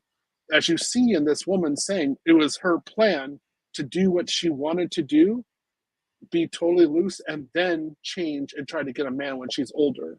So we're not going to fall in line with this. We know this is your game plan. So what we're going to do, like I do, is sit back and watch you get older and laugh, but silently, because we know you're suffering and we're enjoying this. Honestly. Nobody's going to come and save you. Nobody's going to come and wife you up. It's not going to happen. Any guy who has any sort of self-respect and knows his value, he's going to use a passport instead of you, or he's going to stay celibate instead of you. If that kind of woman is the last woman in the Western countries, and we only have that option, men will either use their passports or they'll remain celibate. They will not choose you because they know they know how dangerous you are. That's just not going to happen. It's the way it is. That's why guys are disengaging from relationships, because that kind of woman is just not worth it. Well, those are some of my points. I think it's a shame that women act this way. She's being a total degenerate. She has no shame. Her parents are total failures, both of them, but in particular her father. But even her mother should have beaten the crap out of her for acting like that. And this shows a lack of parenting, correct parenting. Like, again, I want to say this: if I did anything like this, my father would have beaten me first. When I was younger. If my father didn't, my mom would have been right behind him and finished it off, made sure that I was beaten over this. I did not talk like this ever. And my parents, again, I'm 50 years old. My parents are deceased. I'm still straight. I'm still acting this way because I was raised correctly. So then her parents are horrible, just absolutely degenerate parents. Look at this here, right? What did black men do to God to deserve the worst group of women on the planet? Oh, gee, is that something you agree with or feel or disagree? I agree, and I don't think black men did anything for this. We did not. There is nothing we would ever do to promote this kind of behavior by mass numbers of women, and in particular, we never men want young wives. We don't want old wives. Mhm. How many times have I told women? I've said, "You notice that grandma isn't in Playboy magazine? There's a reason for that." Okay, so I mean, you have to remember that. Like, you have to know what we want. So no man would ever advocate for women to act like this in mass. It just doesn't happen. So we didn't do anything to advocate. Notice this guy, he's just sitting there. She's doing all this by herself. He doesn't need to say anything. No prompting, nothing. She doesn't. So this is inside of her, irrespective of who the speaker is. It could be anyone. It could be Thanos. Literally, it could literally be anyone. You could choose any character you want in history, or you could use Jedi, Sith, anything you want, and she would act the exact same way. And guys, again, as we know in the manosphere, this isn't just a one-off. This is happening all the time, all over the place, and it's just worsening. So, guys, you got to use your passport. This is intolerable. You're not gonna have a wife like this. Imagine, right? Imagine having a girlfriend that dresses like this, bruv. Look at what they're wearing, bruv. Look at what she's wearing. Look at what this one's wearing here. Short mini skirt, got a tattoo there, bruv. This is what we got to deal with in the West, man. They look like flipping HOESs, man. Keep it steady. They look like pros. And this is how the average. I've seen, right, college educated woman in the UK dressed like this, right? Straight out of university, got a law degree, got a medicine degree, and they're dressing like this, bruv. Look at this, bruv. Look at this, bruv. They look as they are. It's just a representation of who they actually are in this case. So, I mean, you could have, for example, if let's say a girl's conservative, you disagree with me on this one, but I'll definitely point this out. You could have a conservative girl who actually dresses like this, but her mannerisms would be totally different. She would not be acting this way at all. She wouldn't be using racially degenerate terms for certain classes of people. It just wouldn't happen from her mouth. But maybe she just wanted to go out and be naughty one night and be like, okay, I understand that. This is representation of normal everyday behavior. This is trained. This is normal. This is not a one-off. And the thing is that it can't just be her. It has to be a culture. It has to be a group. And this group has to be big. And again, we didn't make this. There's just no way. So, yeah, this is liberalism right here. This is liberalism permitting this. Because conservatism would never permit this at all. No, it just would not happen. So, guys, you don't want this? Remember, I would say don't try to change it. Just use your passport and leave. Get somebody abroad and then just laugh about this kind of behavior and then be in another place where the women act appropriately and where they act in such a way where you'd want to marry them, right? This isn't marriage material. This, in my case, I wouldn't even think this is like pump and dump material. This is just pure avoid at all costs. So if you're a Pookie, you might try to hit that, but that's 18 years. That's child support, guarantee it. And her telling you ain't ish the entire time, just to prompt herself up when in reality she ain't ish either. This is the kind of girl you just avoid at all costs. Absolutely, man. Facts. Shout out to Theo for the great breakdown there. Shout out to Mr. Kevin3905 for the $199 super chat. Appreciate you, Kevin. Hello, Sensei. Touch this and skull. one of your students, bro. Yeah, he's one of my students. So, in the VPC lesson, the default VPCs for AWS, I tell them to change the name from default to touch this and die, so that they don't touch it, because it creates problems. Because then I got guys who go on to the default VPC and erase it for no reason, and then they have problems accessing that region. I'm like, duh, so stop doing that. So I tell them to change it to touch this and die. It's actually kind of effective. So here's one of my sins. That makes me laugh. I like that. I like that he says that. So okay, I feel pretty good about that. I'm waiting on Jay Remo to for his another poetry lessons, Yeah, but he's still not here yet. Yeah, Where's I he at? know. I kind of miss Jay Rebo. Like, where is he at? Yeah. Shout out to Mr. Kevin 3905 for the $199 super chat. He says here, CISSP or bust. This is the way. Yes, indeed. Yes, indeed. Yeah, Shout I'm out teaching to- CISSP. That's 2. I gotta add you. That's right. Right after this, I'm gonna add you. Sorry, I haven't added you. But yeah, I'm teaching CISSP to the guys. My goal is to have at least 20 CISSPs by next year. And that's more brothers who are specialized, more brothers who have more skills. Brothers, Yeah. we are going to dominate in the near future, man. Just keep the faith and keep pushing. Shout out to Mr. Tekken Noah for the $5 super chat. I appreciate you, bro. Look for pics of 1950s Black American women. They had such class, yes, indeed. And they were so pretty. Look at how low they're falling now. Yes, indeed, bro. I think we know who's responsible. There's one particular group. Yeah, I like late 60s, early 70s. I've seen some of them. Like, some of them look pretty cute. I like the outfits. I'm like, wow, you're actually feminine. You're friendly. You're smiling. The 50s as well. They look classy, and I have again no problems with this. And then you look at this now. I'm like, no, man, no. Sorry, it ain't gonna happen. No. Facts, bro. We know who's responsible. There's one particular group. I'm not gonna say any names. Do your own research, but they have a lot of power and influence in America. They have successfully destroyed our community and our image. Do your research. There's one particular group of people that controls every aspect of American society and the West. Do your research. That's it. No more. Okay, I can't go into it. All right. Become enlightened.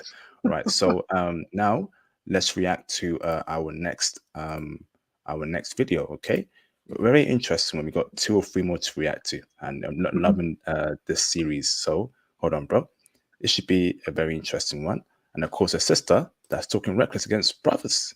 You know, the sisters think they have all the answers. They have all the answers. But we'll see when Theo and I give our perspective. Share screen. Okay, let's go. Okay. Absolutely love when these kind of Black males say stuff like, oh, we don't date Black women. No, hun, Black women don't date you. Because let's just keep it a buck. Like, let's just keep it honest. The Black males that act like they don't date Black women are just the Black males that Black women have passed up on for years because something is wrong with them. Come on now. Black women don't date you. It's not the other way around. I absolutely love when these kind of Black males say stuff like, oh, we don't date Black women. No, hun, Black women don't date you. Because let's just keep it a buck. Like, let's just keep it honest. The Black males that act like they don't date Black women are just the Black males that Black women have passed up on for years because something is wrong with them. Come on now. Black women don't date you. It's not the other way around. Ooh, okay. I want to hear your thoughts on that, Theo. You go first. Okay. My answer to this is, honey, we purposely avoid you. And we purposely avoid being in a region, even a street with you. And if we happen to be in a high-end area and you're there, we don't acknowledge that you exist. So again, I go to a Whole Foods. Whole Foods is actually a rather expensive grocery store. So that's where I do most of my shopping. And almost everyone in there is either white, Asian, or Indian, but usually white liberal. So I do my shopping, you know, boom, boom, boom, get my fish, get my organic everything. If one of these chicas comes in, I act like she doesn't exist. I don't make eye contact. I walk around her. So saying that it's her, no, it's not like that at all, honey. It's not. You're not in our spaces.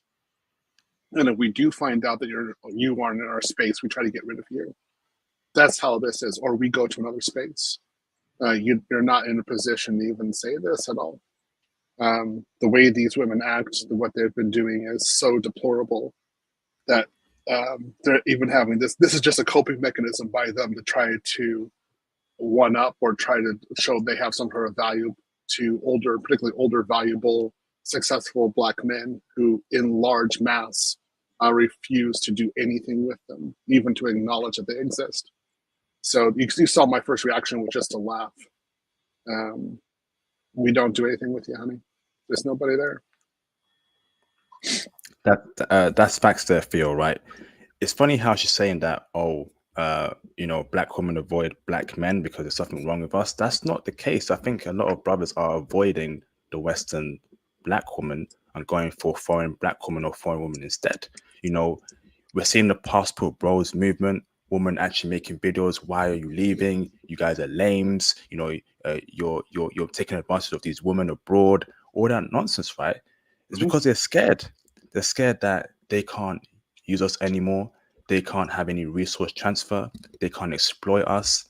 They can't, divorce us and take over half our assets, And these are the same women, right, that are always complaining, who's checking for us? Who's checking for us? Where are all the good guys, right? So they're saying that they're purposely avoiding us. I don't think that's the case. I think we have a lot more options than the BWs. And it's very clear that brothers have more options than BWs in our community that will keep it a stack, right? If you're a brother that wears a suit, you're an IT, clean cut, haircut, you go to Turkey, you go to Japan, you go to South Korea, you act right, they're checking. But notice how the dudes in their countries, right, aren't checking for BWs. Yeah, that's entirely correct. And again, when I'm in another country, this is when it gets real because there's no laws there, right? So I could do what I want, right? So when the ABW even tries to approach, I speak another language. I don't have to speak in English anymore. I can say I don't even speak in English to you. I don't acknowledge their existence. I've had ABW ask me for help abroad. I'm like, I'm not going to acknowledge that I even know who you are. That's how I am, and it's pretty. Other people are like that too. And then last time I was in Brazil, the only sad and lonely foreigners that I saw were ABWs. So, don't care, and that's what they deserve, and they've earned it. They've gone out of their way to act in a certain way, and now they're reaping the consequences of their behavior. That's about the last comment I have on it because it's just laughable. I'm like, wow, you really think that you were? This is like what Obsidian states. This is an ABW trying to assert what she wants as the right of first rejection. So they want to establish that Black men get rejected by them first, and because of the ABW's rejection, the Black man has no choice but to go someplace else. But in reality is that a lot of Black men have woken up and reject ABW straight out. So they don't have the right of first rejection doesn't exist. These guys are already dating out. They're dating other options. So in this case, ABW, it's not even a rejection. She's not even up for consideration. Ooh. Yeah. Facts. Facts. But this is how a lot of I know I have plenty of white friends. This is how white guys think. There's plenty of white guys who think the exact same thing. They're like, I'm not even going to consider you because of how you act. The way it is. That's just the way it is. Things will never be the same. Yeah, right. It's entirely true. I mean, I'm just like, I'm like, you got to hit reality here because we're not going to deal with this kind of crap, particularly guys who have just woken up. You got to get guys who have no clue, have no self-respect. So the Pookies or something like that, that could be effective towards them. But any guy who has any sort of self-respect isn't going to tolerate that kind of behavior. That kind of woman isn't even on the menu. we're not on a street to go to that restaurant. That side of town, we're not going there. Facts, bro. Facts. So let's go on to our next video to react to. And this is going to be a very shocking one. Body count. And you know how I feel about body count. Absolutely no high body count chicks in my life. Gotta be a virgin. First and foremost, low body count. Secondly, but first and foremost, I need a virgin wife. Okay. So I'm going to react to a video, right, of an 18-year-old woman who has a body count of 8 at 18. Shocking. Okay. And we're going to see the father's reaction. And the father is not too happy about that at all. Okay. So let me see. Let me pull up the post real quick. Which one is the best one to react to over here? Okay. Let's do this one over here. Hold on. Let me close this one here. Let me open up here. All right. So let me share my screen. Present, share screen, and here it is. Okay, and we shall share here. Okay, so let's watch. You don't even know me. Times man. 5, times 5. You don't even know me. 100. So let's say your body count is whatever it is. Let's You say lost track. let's say it's 30. Sure. Okay, and you know that's a lot. Yeah. For Not are really. you over 30? Is your body count over 30? No comment. I'm a man of God. Madison? No comment. Wait, not- say it. she's Come on, not Madison. over. Madison, you've already No, revealed it. You revealed it before. I don't really know. Do I want to get into this right now? Just for a second. No, Go. I need to What hear is my it? daughter Yeah. speak. Now we're having a come to Jesus. What is it? 8. 8? Are you disappointed in your daughter? 8? Sweetheart, you're just He's gonna get the She's belt. just starting No, I'm out. kidding. There's like a Starting whole out, man. backstory I can get into it, but I'm 8? not going to trauma dump right now. you know, Are you disappointed with 8, or are you just kind of like He looks- surprised it- at 8? I'm a little, you know, A lot just- of people Do you are wanna say sorry to disappointed your by father? 8. I wanted to say sorry like to my to say sorry to father. your I've father? never revealed this to my father before, so 8. Wow, I guess the 8 don't hate. 8 don't hate. Yeah, 8 don't hate. I can't hate over the 8. What is your body count? Do you remember? Oh, Do you even know? 8. Do you know? I don't think he knows. Yeah, it's very brave of you to say that, Madison, and I appreciate your He's courage skipping the question. to come and say that in front of 5 million subscribers, Yeah. 3.5. 4.2. Wow. Ooh. 8. Let me go first here, bruv. 18 years old and has a body count of 8. This is what's happening in the West, bruv. And to me, I'm surprised if it's even 8. I thought it'd be around 20, but 8 is still a lot, right?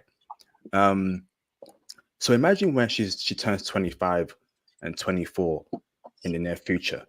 Her body count may be around 50 or 55, right? Yeah. And you want to wife that up, brothers? This is what we're dealing with, right, in the West.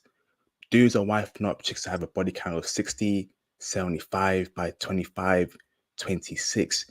She's only 18 and she has a body count of 8.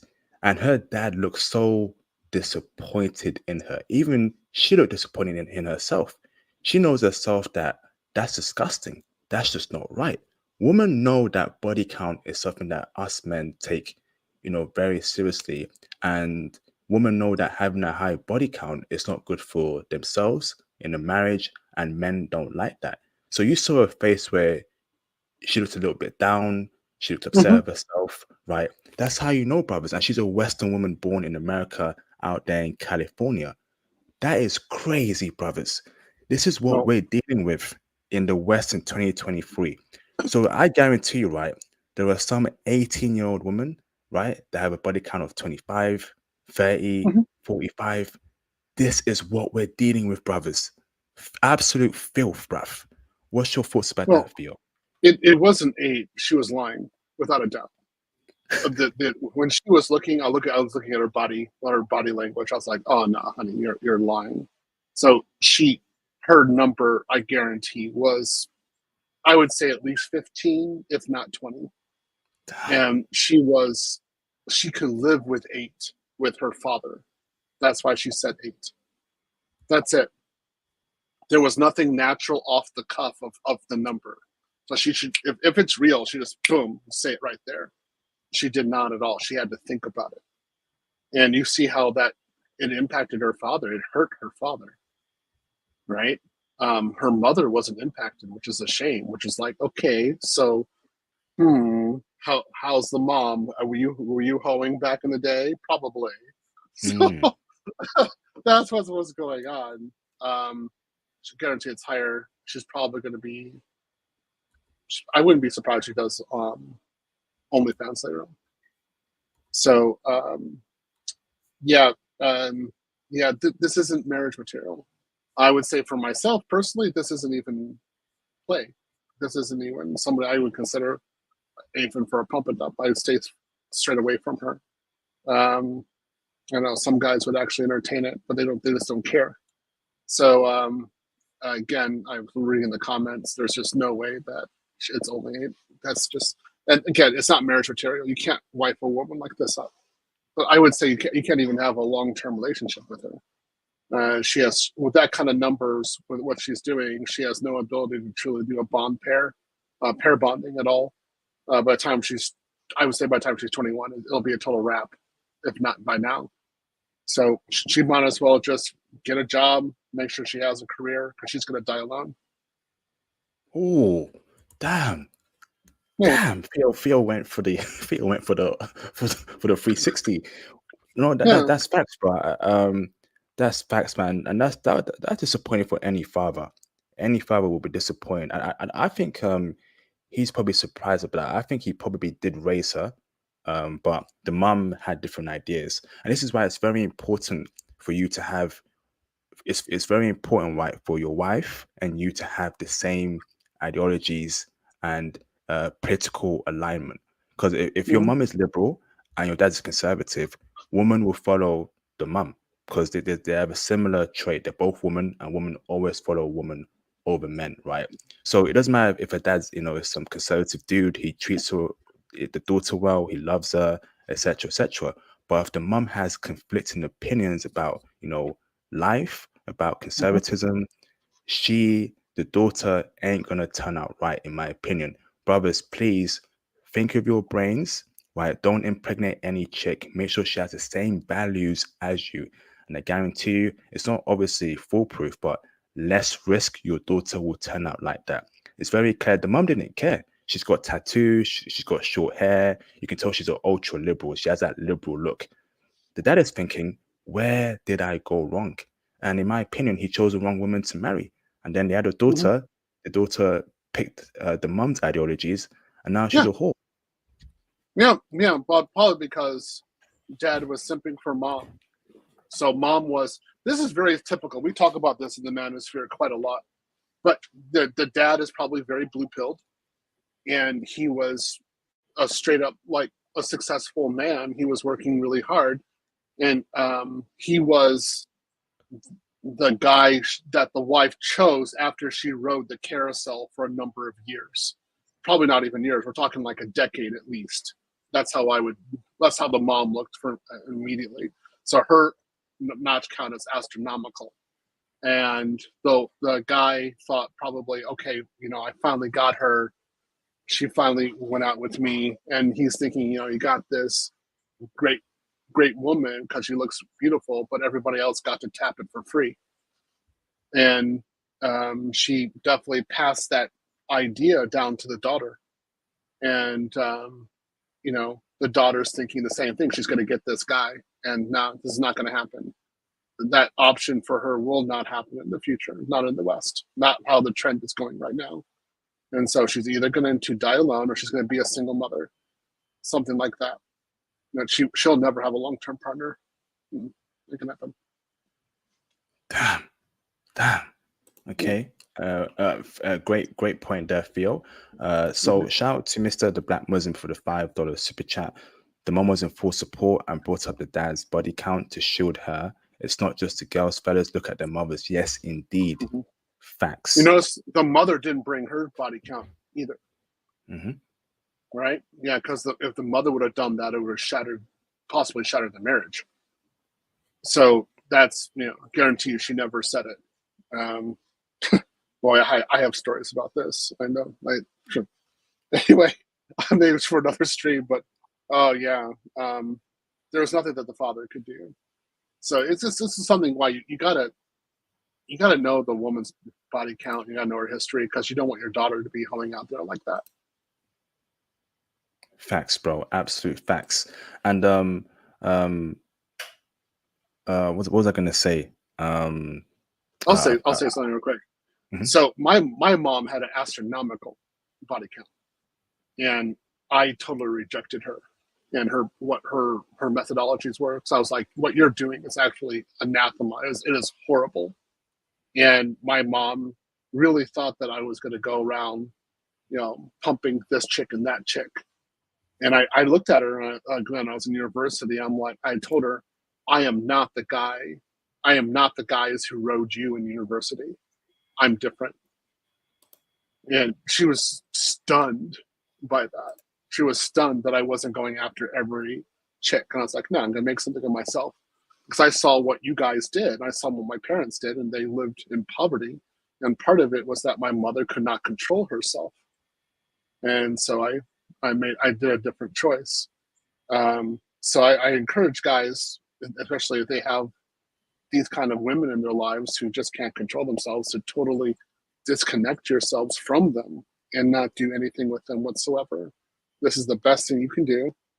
And then go abroad and connect yourself with women who respect themselves and know if they're going to be in a relationship with someone, they only do with someone who deserves it and has value, not somebody who just looks good so they can enjoy a night together and do it again and again and again, and then they're destroyed. Women just don't do well that way. So there you go, guys. Facts, bro. You notice how they always have that look, and this is what I'm saying, right? How a woman dresses, right, tells a lot about character. She's hardly wearing anything. She's basically wearing like a bra. Her stomach is all showing. I guarantee her belly is pierced as well. That kind of look just tells you she's a HOE. She's a HOE. HOE. Okay? How a woman dresses does tell her character. So do not listen to all these feminists saying that, oh, you can't judge a woman by what she dresses, blah, blah, blah. Yes, you can. In most cases, she will be a 3 or 4 if she dresses that chick in that video. Okay? Showing her arms, showing her chest, showing her, basically wearing a bra, a corset. They're going to be 3 or 4s. Mm-hmm. Yeah, that just how her whole demeanor. It was, again, even when I was younger, I would have avoided a woman like that. I would have been like, this is temptation, but the quickest path to misery and poverty is between her legs. So don't even attempt it. Get away. So, oh well, but look at her father. Her father was so hurt. My parents were hurt over me. They heard what I was doing. They're like, yeah, we have a good son. Our son is getting another degree. Our son is doing this achievement, is that achievement. And my mom was, a little bit disappointed that I wasn't in the carousel. I'm like, no, I'm not like you. My dad was happy. I made him proud. No, a shout out to your dad, Theo, man. A shout out to you, Theo, for choosing the right path, and that's why you're the man you are today, bro. Life is all about control. Life is all about control and structure. Women who sleep around have no control, have no structure, and they will fail. It will catch up to them someday.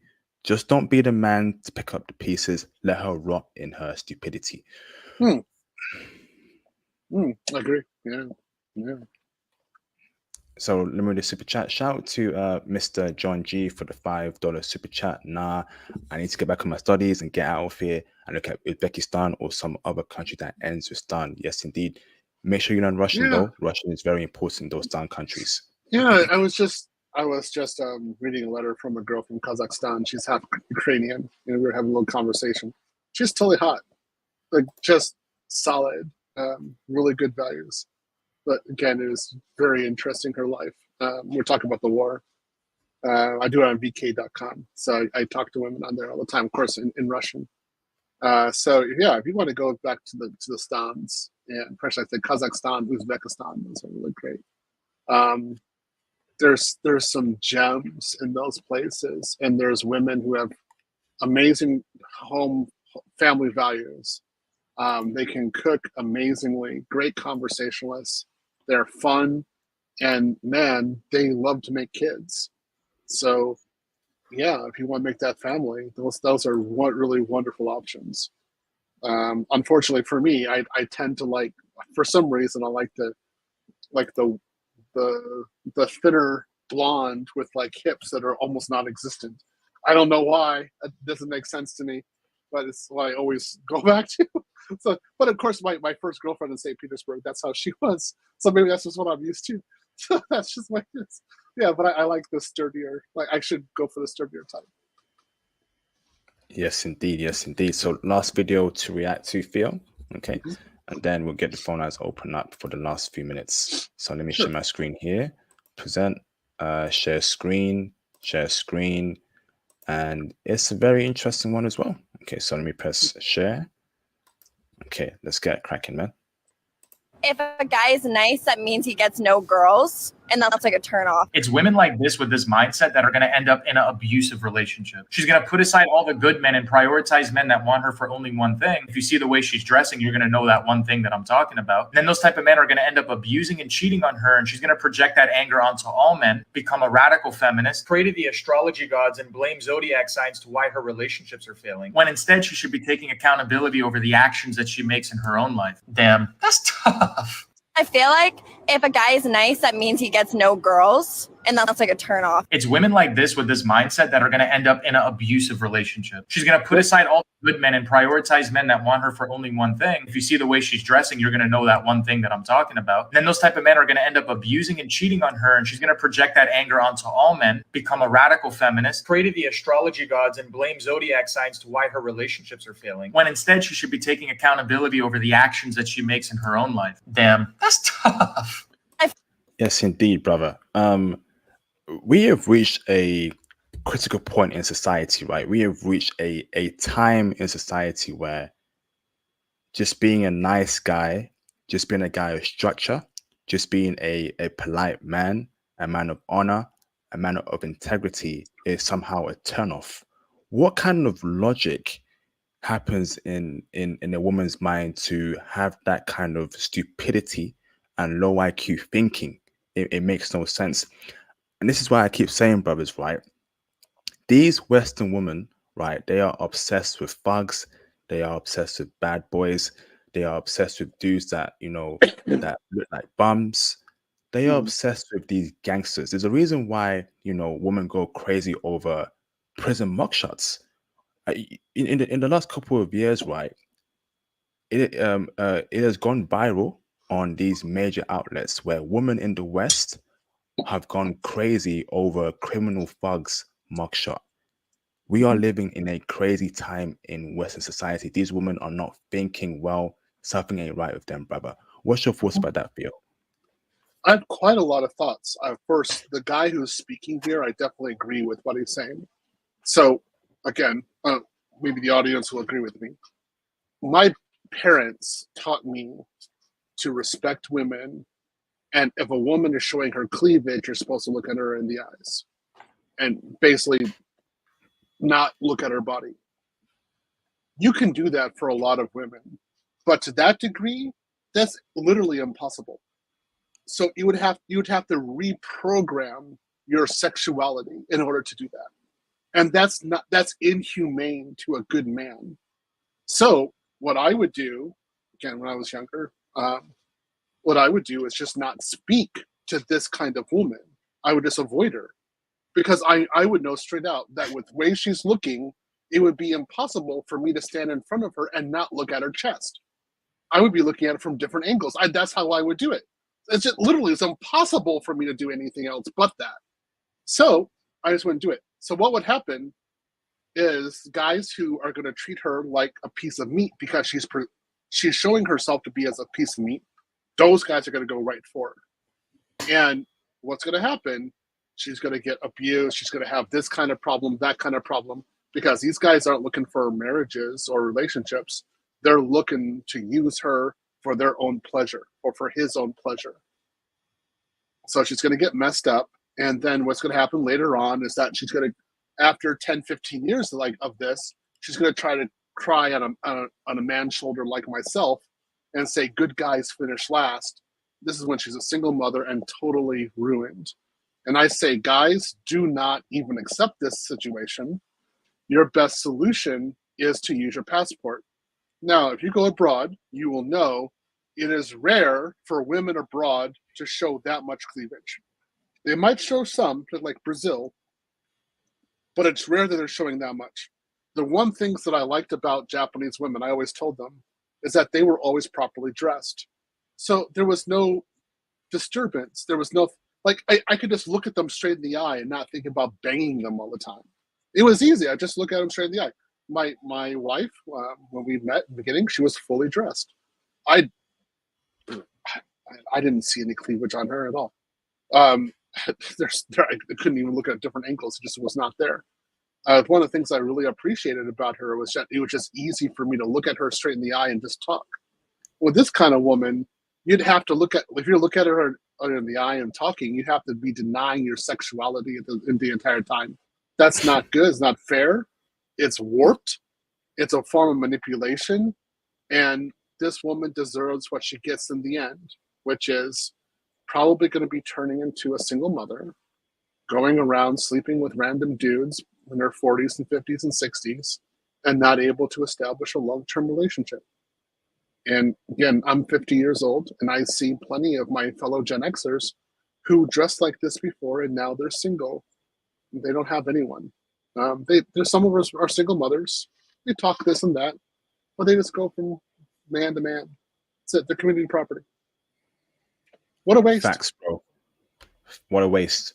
What is she wearing? Basically wearing a bra. This is basically her being half naked. And I told you, if you want to know a woman's a HOE of 3 or 4, right? Look her any sort of stomach piercings. Look at that right there. It's pierced, okay? It's pierced. Avoid women that have belly piercings. It is a sign that they are massive 3 or 4s. I don't care what anyone says. No woman should have a belly piercing. You know, that's just not right. I know. That's so messed up entirely. I don't even consider women who have a belly piercing. I don't even consider them. Like, are you guys nuts? We're not talking. There's other piercing in other places. I'm like, you nuts, you cuckoo. So I mean, ear piercing, maybe 2 piercing at the most in the ear. Outside of that, no, man. A nose piercing. These women, these nose piercing. I'm like, are you crazy, man? That's nuts, man. Are you a cow? I mean, really? Do I need to put some rope on that thing and like lead you someplace? What the hell are you doing?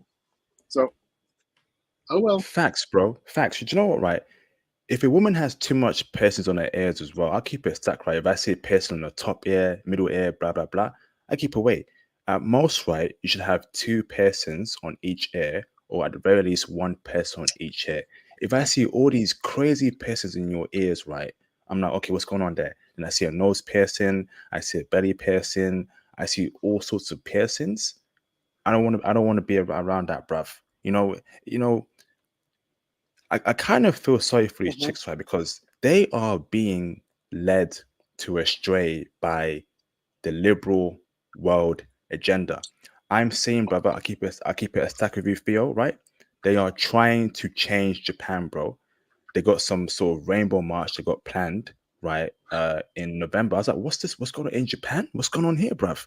In Lebanon, brother, Soros is trying to push some skewered, perverse agenda in Lebanon, bro, in the Middle East, and they're very conservative there, brother. Slowly by slowly, the powers that be, the liberal agenda, is trying to destroy conservative countries and push out the American liberalism all around the world, bro. It's war, brothers. It is war. I think it's weird. My chose kind of like this. Back in the 90s, people were complaining about Madonna on MTV. And what I always told them was just don't watch MTV and the situation will change. Or it'll continue, but at least it won't affect you. That's like the easiest way to do that.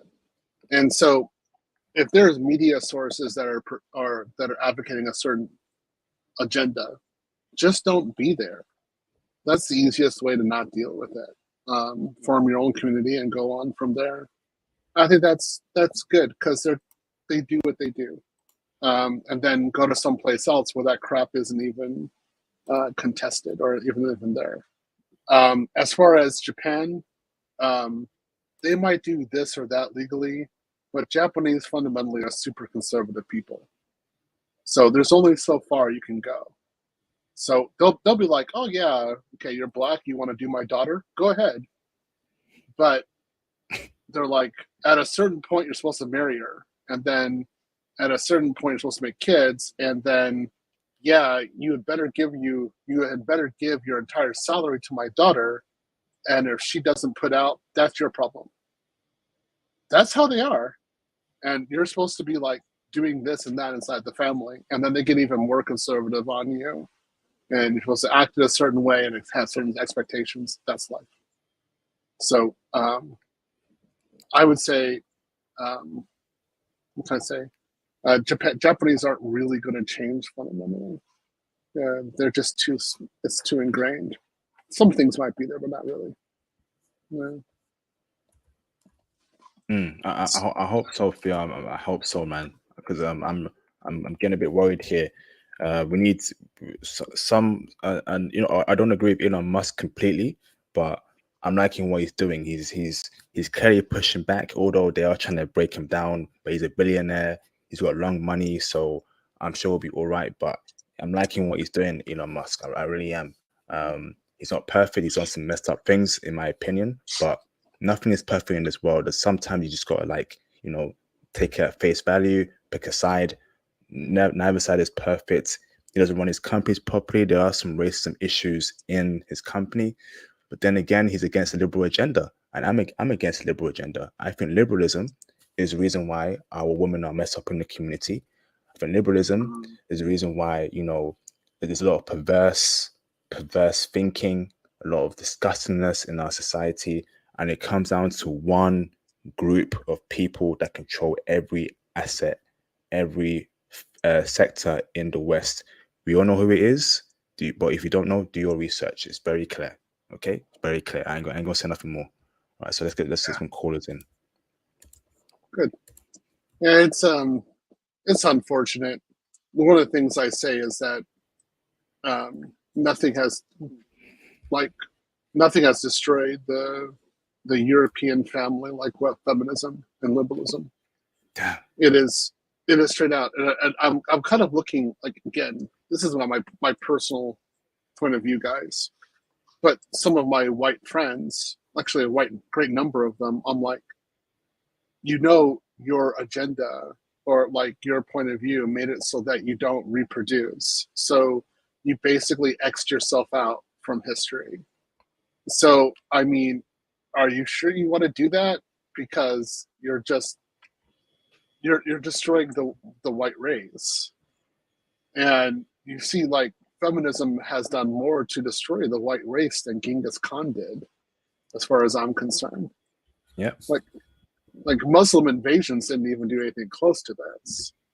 So I'm like, are you guys sure? You guys really want to do this? Because you're making it so that you can't reproduce. Whereas Asians, Latinas, they're balling. They're like, oh, you got these guys that actually have jobs. They're pro-family, and they want to make kids. Yeah, I'm ready. She's ready too. Let's go for it. Yeah, make the kid. Oh yeah, and then they make a lot of kids, make a good family, and everything is good. And I kind of just have to look back at my white friends, and I'm like, are you okay? Like, you don't want to have a child? You don't want to have a family? You don't want to have someone who looks like you and acts like you, and you get to think about the meaning of life while holding your child? Are you really sure about that? I mean, okay. I'll tell you this, Theo, right? I'll tell you this, right? I was most like you. I was thinking, these people are pretty much sabotaging themselves. But then I started doing more research, and I'm like, is it truly okay? I'm not denying that, they don't have power. They definitely do have power, without a single doubt. But who's really running the show? Because when I see what's happening in their society, right, I'm like, they are actually self-sabotaging themselves. It makes no sense. then I see who's Yeah. actually really behind certain things, who's actually really in control, who's actually the real puppet master. And it led me to a particular group of people. I ain't gonna say their names, do your own research.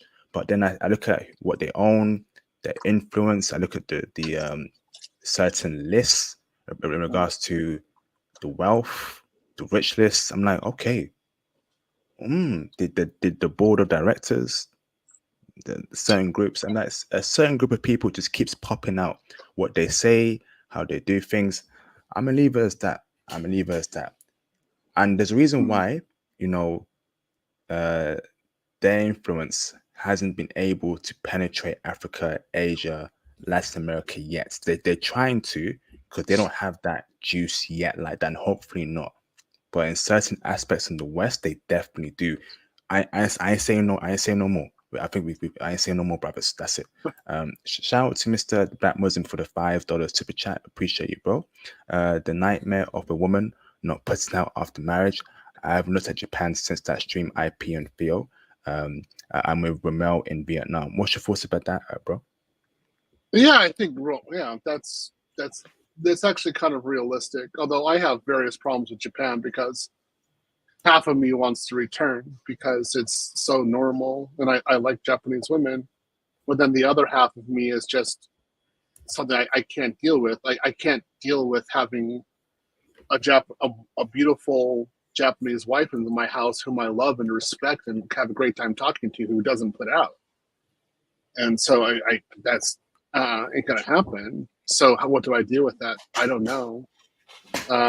I would love to have half Japanese kids. I'd be thrilled. So if again you're talking about Ramel and Vietnam, I think that's a good option. Vietnamese women are actually very wonderful. So again, it's just options. I think Black Muslim would do well in Vietnam. He's very tall, so he'd really stand out. Of course, most of us would in Vietnam. The food is great. The health is excellent. Culture is fun. So why not? Yes, indeed. Yes, indeed. Okay, so Fives, can you turn your camera on in the background, please? I know you're not sure. You're confirmed. Thank you, Fives. Hold on, bro. Shout out to what the flip? Shout out to, yeah, here he is. He's come. He's back. The Black Shakespeare is here, bro. Shout out to Mr. J Remo for the £5 super chat. Appreciate you, J Remo. He says here, Theo, our clouds gallant knight, with coals and keys, you scale great height. Merrily mentoring through data's vast sea, a warrior king in the binary spree. Bravo, bravo, bravo, bravo, bravo, bravo. Magnifique. Amazing, amazing. What's your thoughts about that, Theo? So I thought, dekita yo, dekita yo. It says you did it. That was good, Jay. That was pretty good. I like that one a lot. Especially since we're doing binary right now. So I'm making the students suffer through that. We did a huge lesson yesterday about binary and broadcast networks and multicast. So yeah, I thought again, thank you, Jay. I actually really like that one personally. So I'll take that to heart. Yeah. Hey, J Remo out here with the Black Shakespeare poetry. Awesome, bro. Good to have from you, J Remo. Fantastic, brother. Shout out to Mr. Gilbert, digital marketing. Smart brother here. Very smart brother. For the $5.99 super chat. Thanks for the support, bro. Your Theo and IP, Cameron Gilbert here. What's up, Cameron?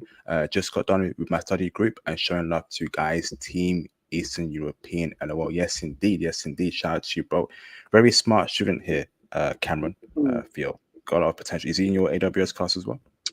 I don't know. Maybe he is. I have over 200 students right now, so at this point, I can barely recognize who they are. So they have to really stand out. Like I know Black Muslim because I met him at the conclave, so I instantly know who he is. But a lot of guys I don't know. So maybe he is. If you're my student, hey, cool. If you're not, okay, you got the future. But you look good. Look like you're doing something good there. Team Eastern European. Are you having you guys make teams? Yeah. So I've told them to help each other out. You know, when definitely, of course. What about you? So Yeah, they're making teams. So what I'm going to do is on Active Directory, I'm going to put their teams as groups, and then I'm going to have them do projects within groups. It's going to be really cool. Oh, yeah, fantastic, bro. You got that Windows Server 2019 set up or 2022 set up, bro? It's actually a service in Azure, so it's native. So yeah, so doing IEM is free, but I can do as many accounts. What if I do ADO, which is what I'm doing? I have to pay a monthly fee per user. That's why I had to make them pay a lab fee. So tomorrow we're going to start doing some more labs and get that work done. Awesome. Highest birth rates in Africa. May it keep that way. Hopefully they don't accept in the Western controlled agenda that wants to stop that. You know, they're making some plans behind the scenes, so we gotta make sure we help our African brothers out. All right, let me bring in Mr. Fives in the background. Okay, let's get it cracking, man. What's going on, Mr. Fives? The flip? Wait, what happened? No, sorry, it's all good, brother. How you doing? Doing well. I'm doing well. How are y'all? All good, brother. All good, man. Good to see you again, bro. Fire away. Good to see y'all. As far as the main topic, I actually wanted to get y'all's thoughts on this. So I've actually invested in a bunch of different vehicles, whether it be cryptocurrencies, stocks, long-term ETFs, things like that, right? And I won't get too technical into it, but the one that I see that is very rarely talked about, but I believe is like one of the more interesting ones, is venture capitalist funds, right? So like, for example, I'll give you one. So there will be times where Uber, right? You'll get a lot of famous celebrities and, things like that. They have the privilege, right? And kind of the leg up by being able to invest in these businesses before they take off. And if they're successful enough and they hit the market, a lot of times, even if they open at a dip, it really doesn't matter because they've already made like an overwhelming amount of money, right? It's very high risk, high reward. I understand that, but there are some unique companies, one of which is called Fundrise. They are a real estate company out of DC, and basically their entire portfolio faux mimics the market, if that makes sense, right? It's supposed to be a hedge against the market. So what is your thoughts on venture capitalism?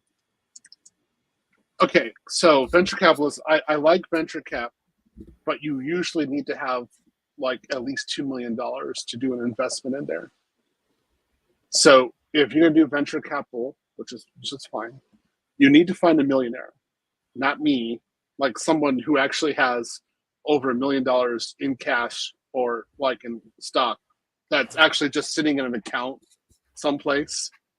Okay, so what you do is you get that with that guy and say like, hey, look, I want to invest in venture capitalism. Would you do your investment?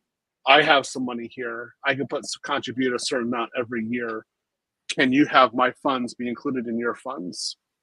There's old stories about this how secretaries invest with their like the CEO of the company. So if the millionaire says, okay, cool, I'll go ahead and accept it, and they have some sort of contract together, then you can get in under the same risk that the venture capitalist actually has. And then if there's a reward, you get a commission based upon the percentage of investment that was allocated by you. So let's say that he invests $2 million and you do $20,000. So that's like 1%, right? Oh, that's not that much, but if that $2 million becomes $500 million, which is possible with venture, then what we have, how much is that? About 25 times increase. So then they would come back, and your $20,000 would increase by 25 times, and then that would be part of your capital gains. So it matters how you actually do the contract, and you actually have a working relationship with that venture capitalist. Interesting.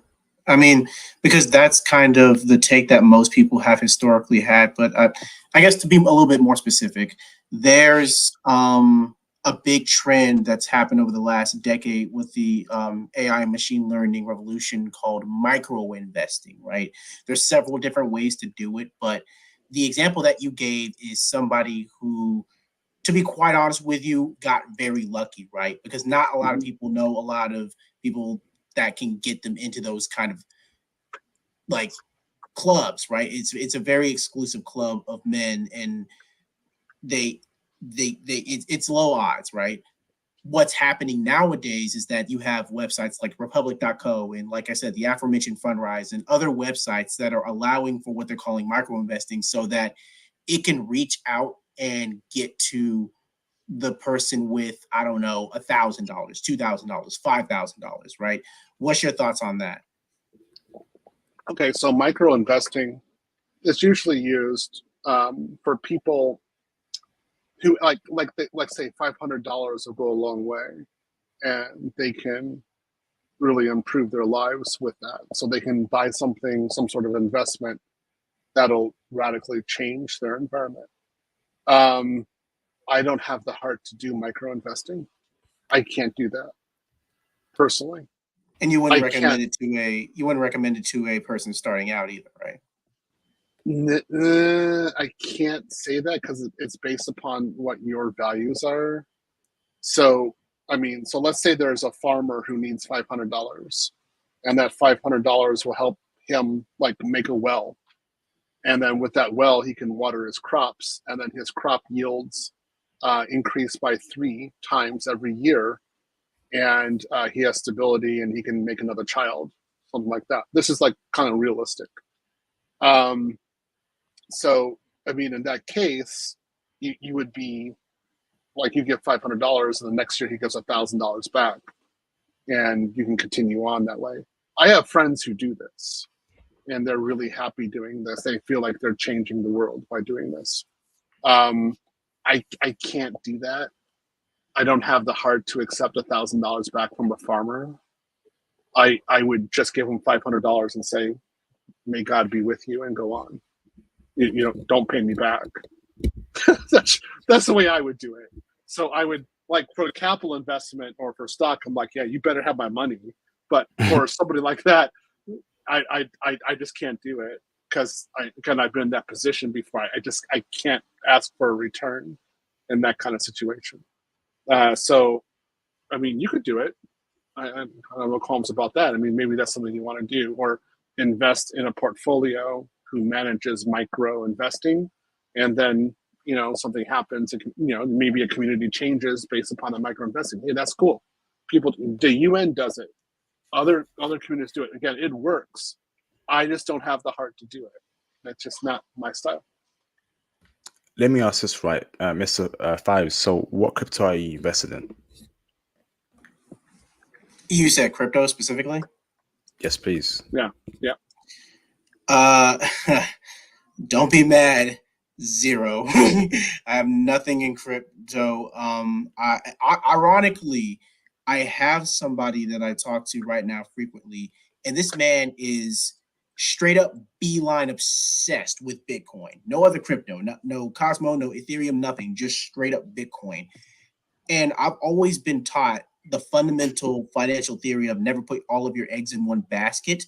But this man insists that the market is going to crash so heavily in the next 2 to 5 years, give or take, that it's going to be the only option. I did want to get your thoughts on that. I didn't think this conversation would steer that way. But the only reason I'm not invested in Bitcoin is that I don't have the financial leverage to do so right now. That's the best way I can describe it. You can do portfolios. You don't have to buy the entire coin. You can buy part of the coin. But I mean, I kind of understand what you're saying. I disagree that the market's going to do a total collapse. Ooh. But I do think there's going to be a great deal of stress. And that's because of China. So I'm watching China very carefully right now. I'm somewhat concerned about their market. If their real estate market collapses, oh no, that's not going to be good, and that will hit the Western world. So I want to see what the West actually does. But what I think is that they're going to pump. The United States will probably pump $5 to $6 trillion into the market, and that's just going to make Bitcoin go through the roof to $80,000 to $90,000 a year. That's $80,000, $90, 80 to 90,000 for one coin. That's my prediction. Maybe it'll work, maybe it'll not. But if it does, hey, good, cool. So you don't think there'll be? Everyone's saying that there's going to be a crash coming soon. Someone said that'll be last month. It didn't happen last month. I'm waiting for this crash, bruv. I'm like, when is this crash going to happen, man? I can't wait 2 to 5 years, for a crash. We need a crash right now, bruv. Well, we got to prepare for it. So, I mean, it's good to have some time to prepare. So what we have in the market right now, this isn't a crash. This isn't even close. What I'm talking about is, for example, a 20 to 30% reduction in property values in China. If that happened, okay, we're ready for a roller coaster in the West, because this is not going to be pretty. So that's going to hit the West pretty hard. Yeah, what's going to happen if that kind of situation happens is that various Chinese investors or also big name investors are going to have to pull out of their positions in the West, in the Western real estate market as well. So that's going to trickle down. So that means the Western, like especially the United States, its real estate position is by far too high. It's way overvalued. So that's going to crash as well. So like, let's say there's a 15% correction in U.S. Real estate prices next year or the next 2 years. We're done for. That's good. That'll be another 2008. So they have to figure out something. But if this comes from China, it's China directed, there's only so much that the central banks can do because it's a correction. So some industries are going to get hit really hard. That's why you want to be in cloud, but you also want to be in cloud with kind of a conservative portfolio conservative company, and then try to work in another country for a while. You'll be fine. Okay, let me read the super chat. Hold on. Shout out to Huey for the $5 super chat. Thank you, Huey. I love the futures market. I don't know what that is. What does that feel? Well, the futures market is it's again puts in I forgot what's called. Oh, puts and calls. Puts and calls. calls. Yeah. So it does like a kind of an estimation of what the market is going to be in the next 90 days. That's usually the limit. I'm looking at summer 2024. That's my real thing. I'm like, what are the Chinese government doing to correct the market value, to correct the problems in China? If it has a proper plan to actually absorb the losses, cool. That will avoid a lot of problems in the West. But if it doesn't, I don't even want to see what's going to happen. This is not going to be good. This will make like Japan's default, a possible Japan default or Greece default look like, not having like you're a pound short of money in the local convenience store when you want to buy a curry. It's really, the Greece will be nothing compared to what this is going to be. Damn. Wow. Yeah. We need what I was just thinking, right? This crash needs to happen, bruv, because it's going to be an opportunity of a lifetime for passport bros to dump money into. Let's say Bitcoin goes to like magically 5K, right, or 4K. I don't think that's possible anymore. I think Bitcoin has passed that limit. But if it crashes so bad and Bitcoin goes to 3K, 4K, I'm doing a stream that day to make brothers aware. I feel like Bitcoin is the best coin to invest in, but obviously it's out of a lot of people's budget. 20, I think it's 23K right now. 27 in USD. Dollars, yeah, but in pounds, 23K. That's crazy money. Ethereum, I think, is the next best thing to invest in. That's also a blue chip. They're saying that in the next bull run, Ethereum can be anywhere from 10K to 20K, and Ethereum is currently trading at 1,300. What's your thoughts about Ethereum, bro? I have Ethereum. Yeah, I got it during the pandemic. So it's a very good coin, and Ethereum makes total sense to buy. So it's going to be a runaway Bitcoin. Sorry, a runaway coin in just a little bit of time. I just think it's stable. So you're always looking for something that's stable, that's necessary to make the coins work. That's the real one you want to go for. So Ethereum is great.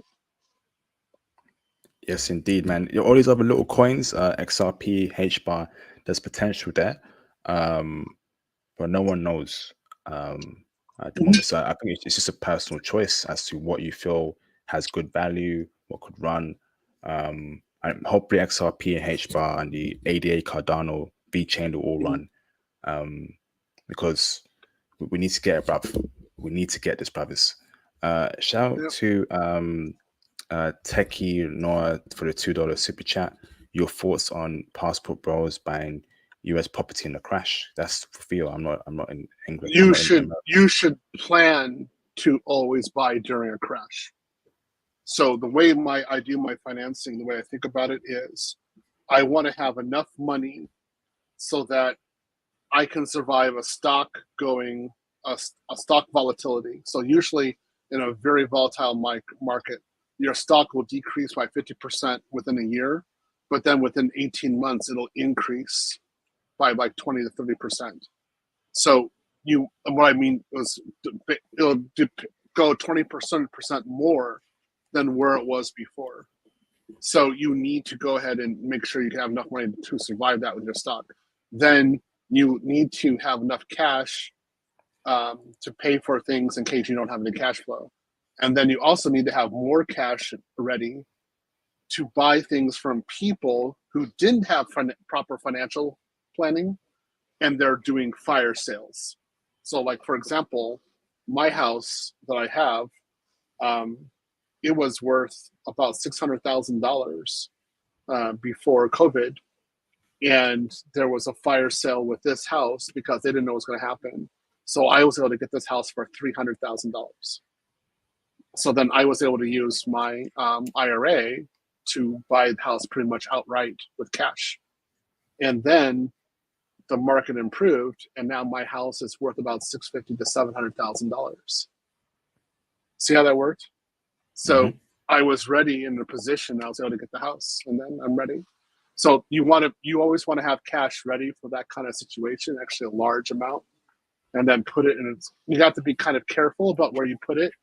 I tend to put it in stock that people always buy, even when they're poor. So one example is we had the woman before who we said who was like a reprobate. It's like this someone we would never marry, right? Look at what she buys. Because there's a lot of women out there, they don't care. So they'll just keep on buying things even if they don't have any money. Like they'll do anything to get it. So one of the things is like Apple stock. You notice that even in a recession, the woman has to have the newest Apple iPhone, right? Yeah. Okay, that's good. That's the stock I want. All right. So you got to look and say, okay, so they want a Louis Vuitton bag. They want this and they want things that have no value, but they're going to spend their money on it.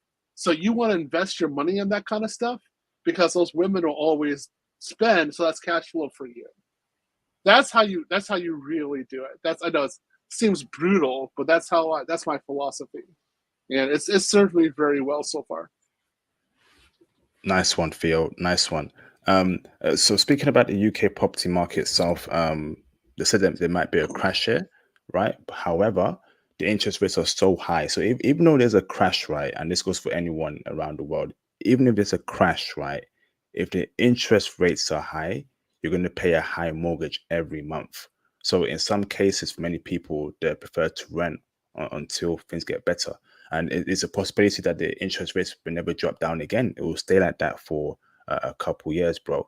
And that's a big issue here. So there could be a crash here. It is dropping the market rates, but the interest rates are so high. So for example, right, someone could end up paying $3,000 a month for mortgage, right? And they only earn $4,000 a month, from their job. Yep. Or someone could end up paying, $2,000 a month from their mortgage, but they only earn $3,000 a month from their job, brother. So, what's your advice, brother, for someone that is looking to buy something? They got the money for it, but the interest rates are putting them off because of what they've got to pay for mortgage? Do they wait until the interest rates drop, which would be 10 years from now, brother? Or they're going to have more cash flow, brother? What's your thoughts? My idea is you want to have that Western job, then you want to be in another country. And then you want to be able to save your money in another country and then go into the market and actually invest in it then, because that's not a market where you should be investing. However, you should, okay, for yourself, because there's no way you can get ahead in that kind of situation. However, the fact still remains is that somebody's going to spend 75% of their income on rent, right? So then you might want to be in on that market, even though from my personal point of view, it's kind of a vampire thing to do, but it's there. So one of the things I was watching this video from a real estate conglomerate, and they were talking about how people really didn't have any choice about renting apartments. And that's because people refused to have roommates, and they were also refusing to get married or shack up like as a relationship and stay in one apartment. So everybody needs their own apartment, and they want a wonderful apartment so they can bring somebody over and shag, right? Just what you're saying. In that case, then the price for apartments is going to continually increase. And there's going to be a wonderful like cash flow from that. This is what way it is. And I thought of that as being somewhat vampire in nature, but then I was like, people chose this actively. That there wasn't any pressure on that. So like when I was in LA, I didn't have my own apartment. I stayed in other people's homes, and I paid like $1,000 a month for a room. And that's how I lived, right? If people aren't going to do that, they want their own place to do their own activities, then they're going to have to pay the price, and then the apartment prices will remain high. So in that cases, again, the Western world, that means for the near future, like the next 10, 15 years, apartments are going to continually appreciate in value. So you might as well go to another country as a passport bro, save up your money there, and then go invest in this market. And a lot of these people who are paying for apartments are single women. So make money from it. I see. Good man. Good tip there, Theo. Shout out to Mr. Huey for the $5 super chat. Appreciate you, bro. It's commodities like gold, silver, OJ, wheat, pork bellies, etc. Like the movie Trading Places, Eddie Murphy. Interesting. Buying gold is also a good option as well. Physical gold, holding that for a long time. So yeah, what's your thoughts about that? I had a huge argument with people over this, and I always say gold is nothing compared to an iPhone. Like, because the value of Apple or these tech stocks just keep on increasing. So like I'll try to keep it like PG, but you will never see a body worker online work 10 hours and shows so that she can buy gold. So, but she'll do that for an iPhone. She'll do that for a Gucci bag. So all you're doing is saying, I don't agree with your activities, but I'll make a profit from it. So this is what you want to buy. This is what you're destroying your soul to buy these products. I'm putting my money into those products. Yes, indeed. All right, brothers. We're down in our last 10 minutes. Okay, so last 10 minutes, and then we're gonna end the live stream. Okay, so last 5-10 minutes. Call in if you have any questions. Hit your questions in the PayPal donation or super chat. We're gonna wrap up soon. Great live stream, Theo. Fantastic, man. Another classic show. I got that comment right now about BRICS. I gotta say this comment about BRICS. Guys, if the Chinese market, real estate market decreases, like the Hong Kong market decreased before. I forgot what year it was. I think it was late 90s. But the currency stayed the same value. But so that means the property market decreased between 30 and 40%. Hong Kong went into a recession. It really wasn't able to recover from that for a great number of years. If the yuan stays at the same exchange rate to the dollar, what's going to happen is that the property values are going to decrease between 20 to 30% if the Chinese government can't figure out a good solution to the current problem that they have. If that happens, they're not talking about BRICS. BRICS is going to be like, it's going to be like money in Greece. It's going to be worthless. So you have to really think about how the Chinese government is doing things on a fundamental point of view. If their banking policies aren't good, if their real estate market decreases, you don't want to touch BRICS. Okay. Interesting. Wow. The way economics work, man, it's very tricky. I'll keep it a stack. Yeah. Well, it's just people doing stupid stuff. You're looking for stupidity. Normally, it's the Americans who do something stupid. The British aren't in a position to do something so stupid. But usually, it's the Americans who are nuts who do something. But at least there's some sort of controls to kind of limit the damage. What the Chinese are doing, like this is a problem. So the Japanese had the same problem in the late 90s. They were able to contain it, but the Japanese contained it by having an implosion inside of Japan. So all the debt that happened was inside their economy. It means that they were in a recession for a long time, but they were able to maintain their standard of life, and it didn't affect the United States. It didn't affect the West. It means basically the Japanese had fire sales of assets in the West, and then the Koreans came in and bought those assets. So everything was okay. Everything managed. It was all right. The Chinese are a totally different beast. We're talking about orders of magnitude larger than Japan. We don't know how bad this is going to be. So just say, wait, let's see what happens. On that note, right, before I bring in Joe, there are huge, massive investment opportunities, in my opinion, in Japan. Japan is a very cheap country, despite it being first world. They're now becoming more tourist-heavy centrist. So what does that mean? They're making a lot more money from tourism. In my opinion, Japan is going to be a tourist economy, without a single doubt. Tourism will be a part of its income, right? So how do passport bros make money from that particular situation? What's your thoughts, brother, about making money in Japan as a passport bro? The Japanese want to be another Switzerland. That's their goal.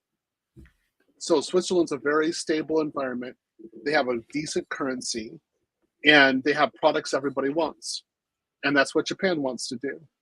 And if the thing is that they have to figure out how to make kids. That's all. They have to get their freak on. They don't know how to get their freak on. Kind of makes weird because they make content that's wild, but they don't get the freak on. Like, I don't know what's wrong with you people. Anyway, making money from Japan, I would say investing in companies that have sentimental value. So anime. But that's if you can, because it's hard to do foreign investment in Japan and Japanese companies. They don't want the foreigners coming in and messing with them. So yeah, it's true. Because they're like, you Westerners come in and mess everything up, and we have peace here. So we do our things our way. So, you don't like it, go back on the airplane, get out of here. So if you can invest in Japanese companies, I would say health. Japanese health companies are phenomenal. And anime. Those are the two areas, because everybody needs Japanese health and everybody wants to read and look at Japanese anime. If you can put your money in those areas, you're going to do well. Thank you, Theo. Incredible. Thank you, bro. Let me bring in Mr. Joe. You're confirmed, Joe. Let me bring you in right now, brother. Give me a second. Let me bring in Joe. What's going on, Joe? Long time. How you doing, bro? Hey, how's it going, man? Not bad, brother. Not bad. How are you? Good, man. Good stream. Awesome. Thanks. Thank you very much, Joe. Thank you, bro. Fire away, bro. Yeah, I was just gonna say, don't sleep on credit cards too. I was able to travel to Costa Rica totally for free, just based off credit card points. Yeah, I talked about that in the beginning. And one of the things I said about the credit card is that it's something you can use in emergencies. You can close those points, but you shouldn't be having that in terms of a financial plan. So, like, for example, I have quite a number of points, so I can stay in hotels if I need to. But that's for an emergency. That's really not for long term. If you're thinking about using points, particularly for an airplane ticket or something like that, that means you're failing to really generate cash flow.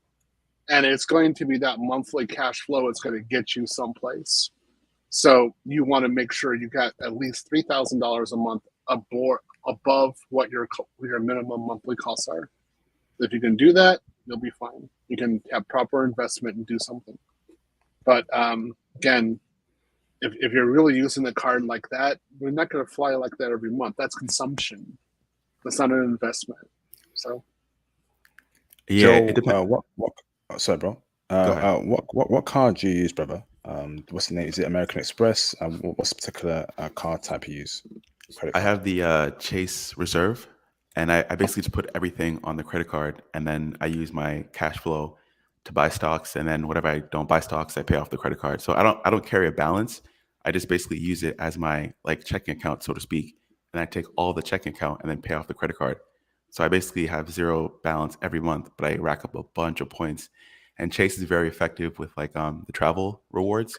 So like I went to Costa Rica for like I think it was 5 or 6 days, and I didn't pay anything. So I had the hotel and the flight covered just off credit card points. So like small things like Amazon, you go to Whole Foods, you go to gas, those things add up over the course of like 6 months, 8 months, a year, and next thing you know, you're traveling totally for free. Is that the Chase? Oh, sorry, Theo. Is that the Chase Sapphire Reserve credit card? Yeah, there's two. There's Chase Preferred, and then there's Chase Reserved. So Chase Reserve has like a $4.95 annual fee. I think it's like $500 now. And then the Chase Preserve has like $100 fee. Obviously, the more expensive one has better flight benefits. Awesome. Go on, Theo. Yeah, but again, my point on that is that it's on consumption. So you're not able, like, if you were using your card to with points to like be in another country for like 6 months, and then based upon that you were able to do a structural change to your expenses such that, let's say like you were in Costa Rica, so you're not spending anything more than $1,000 a month, then you were able to do like say $2,000 or $3,000 additional savings during 6 months. That would be a financial plan, because then those points are giving you great value, and then you can get $15,000 to $20,000 extra in savings, put that into investment. Boom! Now you're working. Now those points actually mean something. But if you're only using the points for a short term period of time, that's like, it's a fantasy. It's just short term. It's not really doing anything. Yeah, You got the same structural costs. The plan is to bulk up on the stocks, because now the stocks are going to start adding up, and I'm going to get the dividend returns from those as well. Well, that's good. That's good. That's the thing to go. I'd say like just increase your points, increase your cash flow, use the points to go to abroad for an extended period of time. Then you got something. Yeah, that works. There's Is this what you? yeah. Is this what you have, Joe? Yeah, that's the one. Okay, so you buy stocks with your credit card, huh? No, I buy stocks with my checking account. I just transfer over. I have Fidelity and Chase. So I just buy them once I get paid, and then the rest goes to the balance, and then just put the rest in savings. Okay, so brother, you mentioned about dividend stocks, right? I do believe that's a good way to earn passive income. What stocks are you investing, brother, that you're planning for dividends in the future or right now? I got a bunch. Ford and Coke pay dividends, but I mean, you'd have to have like a bunch of stocks to get a decent amount of return on dividends.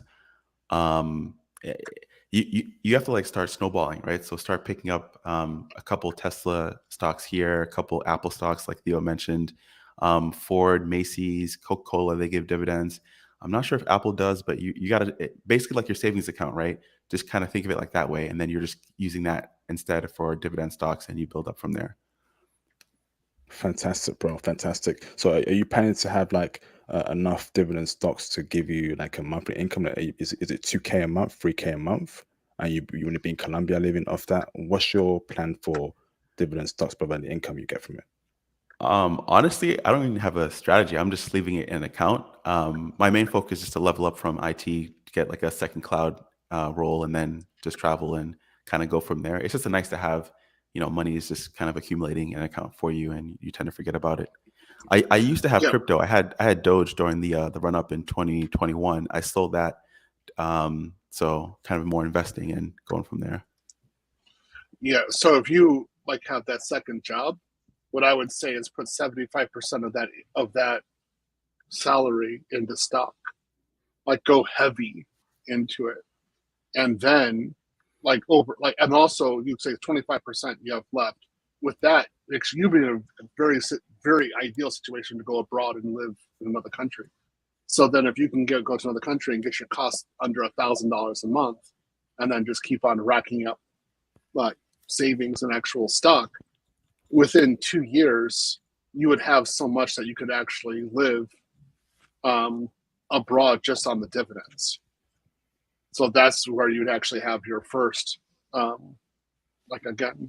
of structural change, and that would actually work. I would say, of course, then keep on working because I love to work.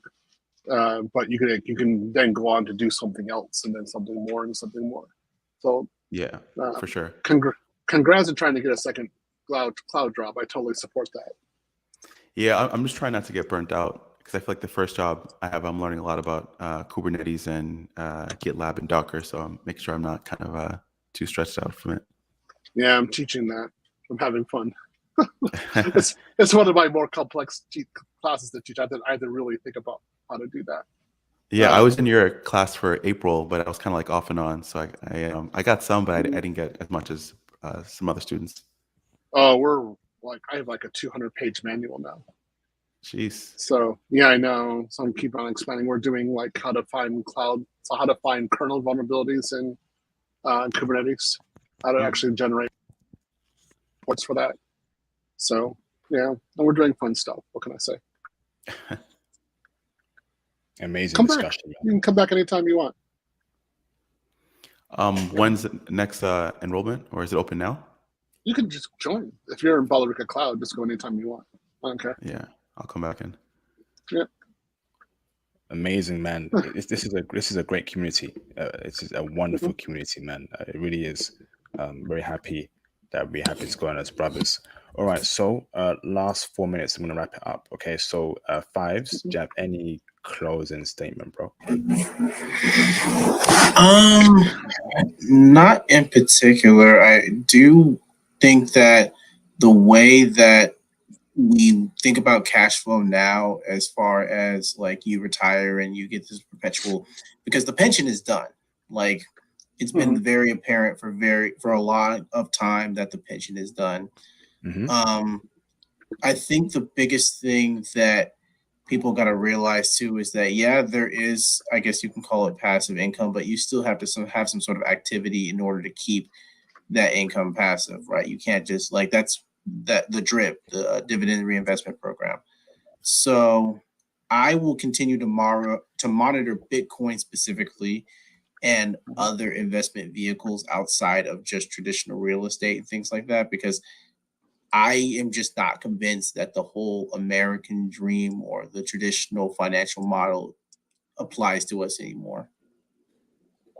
Facts. Yeah. I believe. Yeah, I think pensions are not enough in 20. It's over. You can't survive only on pensions. You have to invest, in my opinion. And the earlier you invest, the better. Unless you earn a very high salary, like $500,000 a year, you're a CEO, pensions will do you good. But if you're a normal average person, 80K a year, 100K a year, you need to be investing, man. Pensions are not enough. Would you agree with that, Theo? You have to assume that there'll be no pensions. Mm. Yeah. If you this is where a lot of Western women get it wrong, because they assume that the government's going to be there for them. And I just laugh and I say, there is no way that you cannot, because they're the last ones who are going to pull the rug out and say, this is it, we're done. So you cannot assume you're going to have a company pension or a government pension.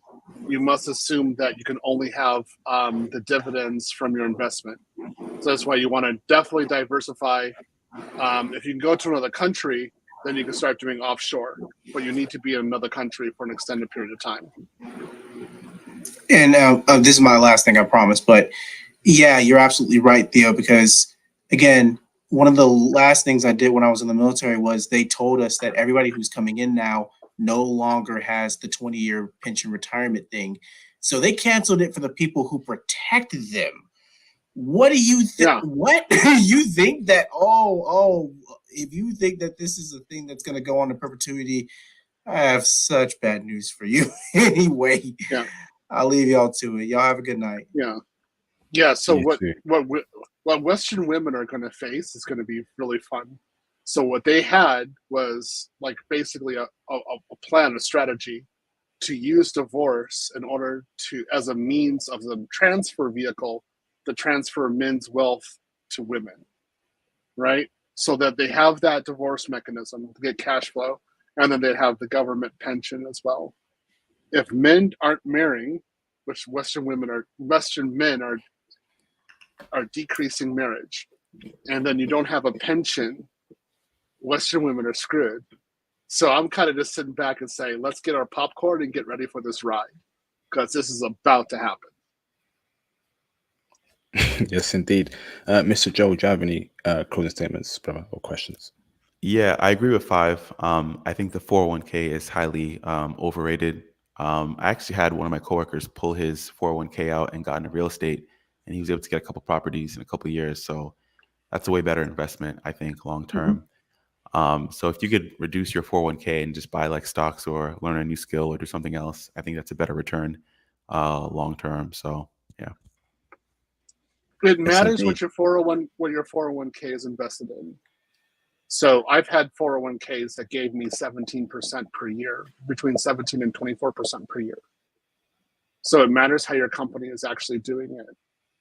If your company doesn't have, I would say, at least above 15% return per year, then that 401k is yuck. So if it is above 15%, then use that 401k as your own pension. So kind of just keep your eye on it, because it might be useful, and then do additional cash generation to buy real estate or something else. But you definitely don't want to have just cash flow coming from one source. You want to be from multiple sources.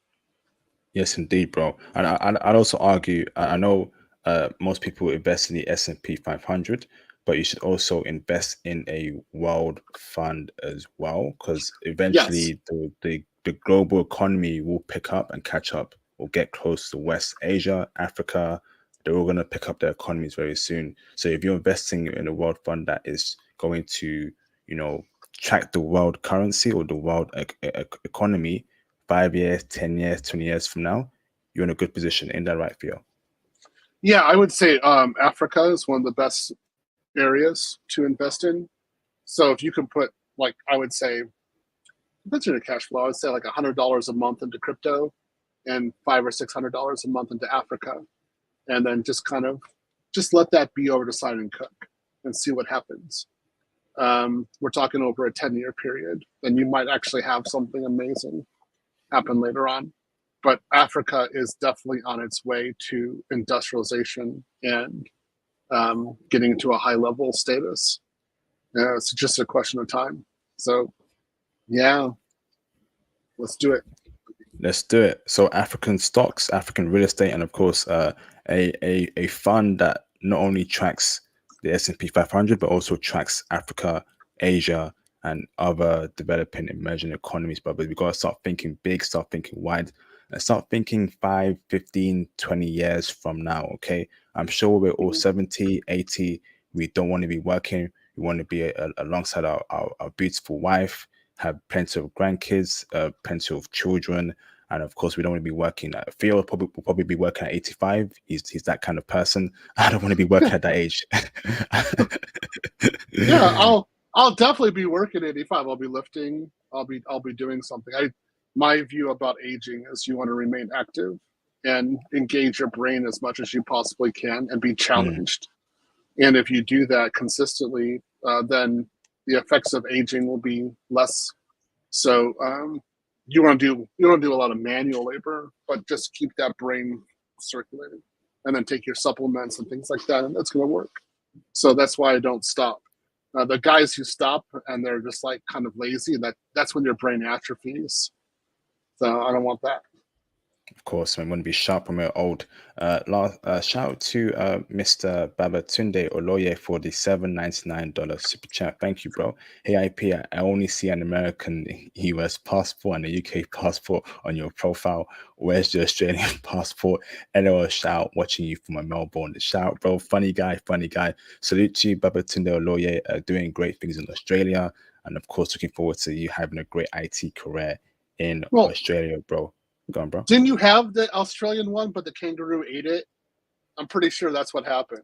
The roo came out and took it from you and thought, sorry, we can't use the Australian one because the roo came out and ate it. So we did our best. Yes, indeed. Yes, indeed. So let's wrap it up. Theo, do you have any closing statements, bro, before I let you go? Oh, this is pretty good. I had a pretty good time. Thank you for having me on there. Having me on here. Guys, you had to have a pretty good financial plan before you go, but you need to be thinking long term, and you need to be thinking about how to do your investments and where you want to be long term. Just remember, labor gets you in the short term, gets you much further. So make sure you're working and that you're really concentrated on that. Don't be with these 304s as the videos had. Have respect for yourself. Wear that suit.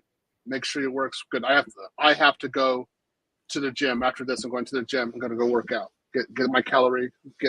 Burn some more calories. Make sure you take care of yourself. Make sure you take care of your life, and you will make it. Do not follow this Western lifestyle. Get the money, but just keep on going. And for the guys who are in our classes, keep on going. Again, I have class 5. You guys rock. I've been torturing you guys lately, but I see some good movement. And I say, keep on studying. I see a lot of promise, a lot of excellent cloud engineers coming out of that class. So I'll just keep on working. Again, thank you, IP. You've been a generous host, and I will see you again later. Thank you, Theo. See you next week, brother, for the next segment. Peace out, bro. Have a nice week ahead. Thank you, Theo. Thank you, Theo. Brothers, great live stream. I will end it in 4 minutes. So closing statements, like I said, please have a 1-year plan, a 5-year plan, a 10-year plan, 20-year plan. Start doing so now. This is why we push IT towards you, brothers. If you listened to me last year, right, and I told you to get into IT, to book a mentorship plan with me, you probably would be in IT right now. Okay, so it's all about foresight. I come across brothers who think it's too long. Oh, I can't do it. I can't wait for that long. Well, if you started last year or the beginning of this year, I guarantee you would be in IT right now. Okay, it's all about foresight, all about thinking ahead, and that's what makes women different from men. Women think about now, men think about the future. Okay, we are men, we are kings, we are the best. So let's behave like the best. Okay, no one is above men but God. It's God, man, woman, children. Okay, so start plotting, start thinking. What is your financial plan? What is going to be your source of income? How are you going to build yourself up? What will you invest in? I'm huge on crypto right now. Okay, so I'm waiting for this crypto crash, and when it happens, we're gonna have a live stream where we're gonna discuss crypto. Let's do it, man. You know, if you have Bitcoin, press A1 in the live stream chat. If you have a whole Bitcoin, I want to congratulate you for having foresight and investing in Bitcoin many years ago. Bitcoin was only 2K back in 2017. And you didn't have to buy it for the whole 2K. You could put £500 or you could have put £200 in dollar cost average throughout the year and got one whole Bitcoin. You know, it's all about foresight, man. Don't be scared. All right. Do your research, believe in yourself, and execute. Okay. So if you're on ETH, if you have Bitcoin ETH, let me know in the live stream chat. I want to salute you for having foresight. If you have any other coins that have increased in value or any other stocks that have increased in value, maybe you bought Tesla 5 years ago, maybe you bought Microsoft 5 years ago. Because if you bought Microsoft 5 years ago, right, it would have given you a great return. You see, notice how, you know, the good things in life take time. Okay. In life, there's no shortcut in life. Okay. So all these chicks doing OF, you know, selling their box, being pros, is going to catch up to them. life is not all about quick gains. Okay, you have to work hard to get something. Yes, there are some things where you get quick, right? But ultimately, okay, hard work, working smart, having foresight, you will achieve your goal. Okay, so if you invested in Microsoft 5 years ago, it would have given you double the return. Okay, it's all about foresight. Okay, so we got a Stock King and Get Busy Drizzy. Tesla, see, Tesla. If you bought Tesla during the pandemic, you would be eating very heavily, you know. And I think Tesla is going to be a $1,000 stock by 2025. Call me crazy, right? Call me mad, but Tesla has a lot of potential.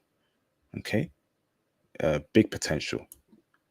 You know, if you bought Tesla back in 2019, right, when it was trading at $13 per share, now it's trading at $251 per share.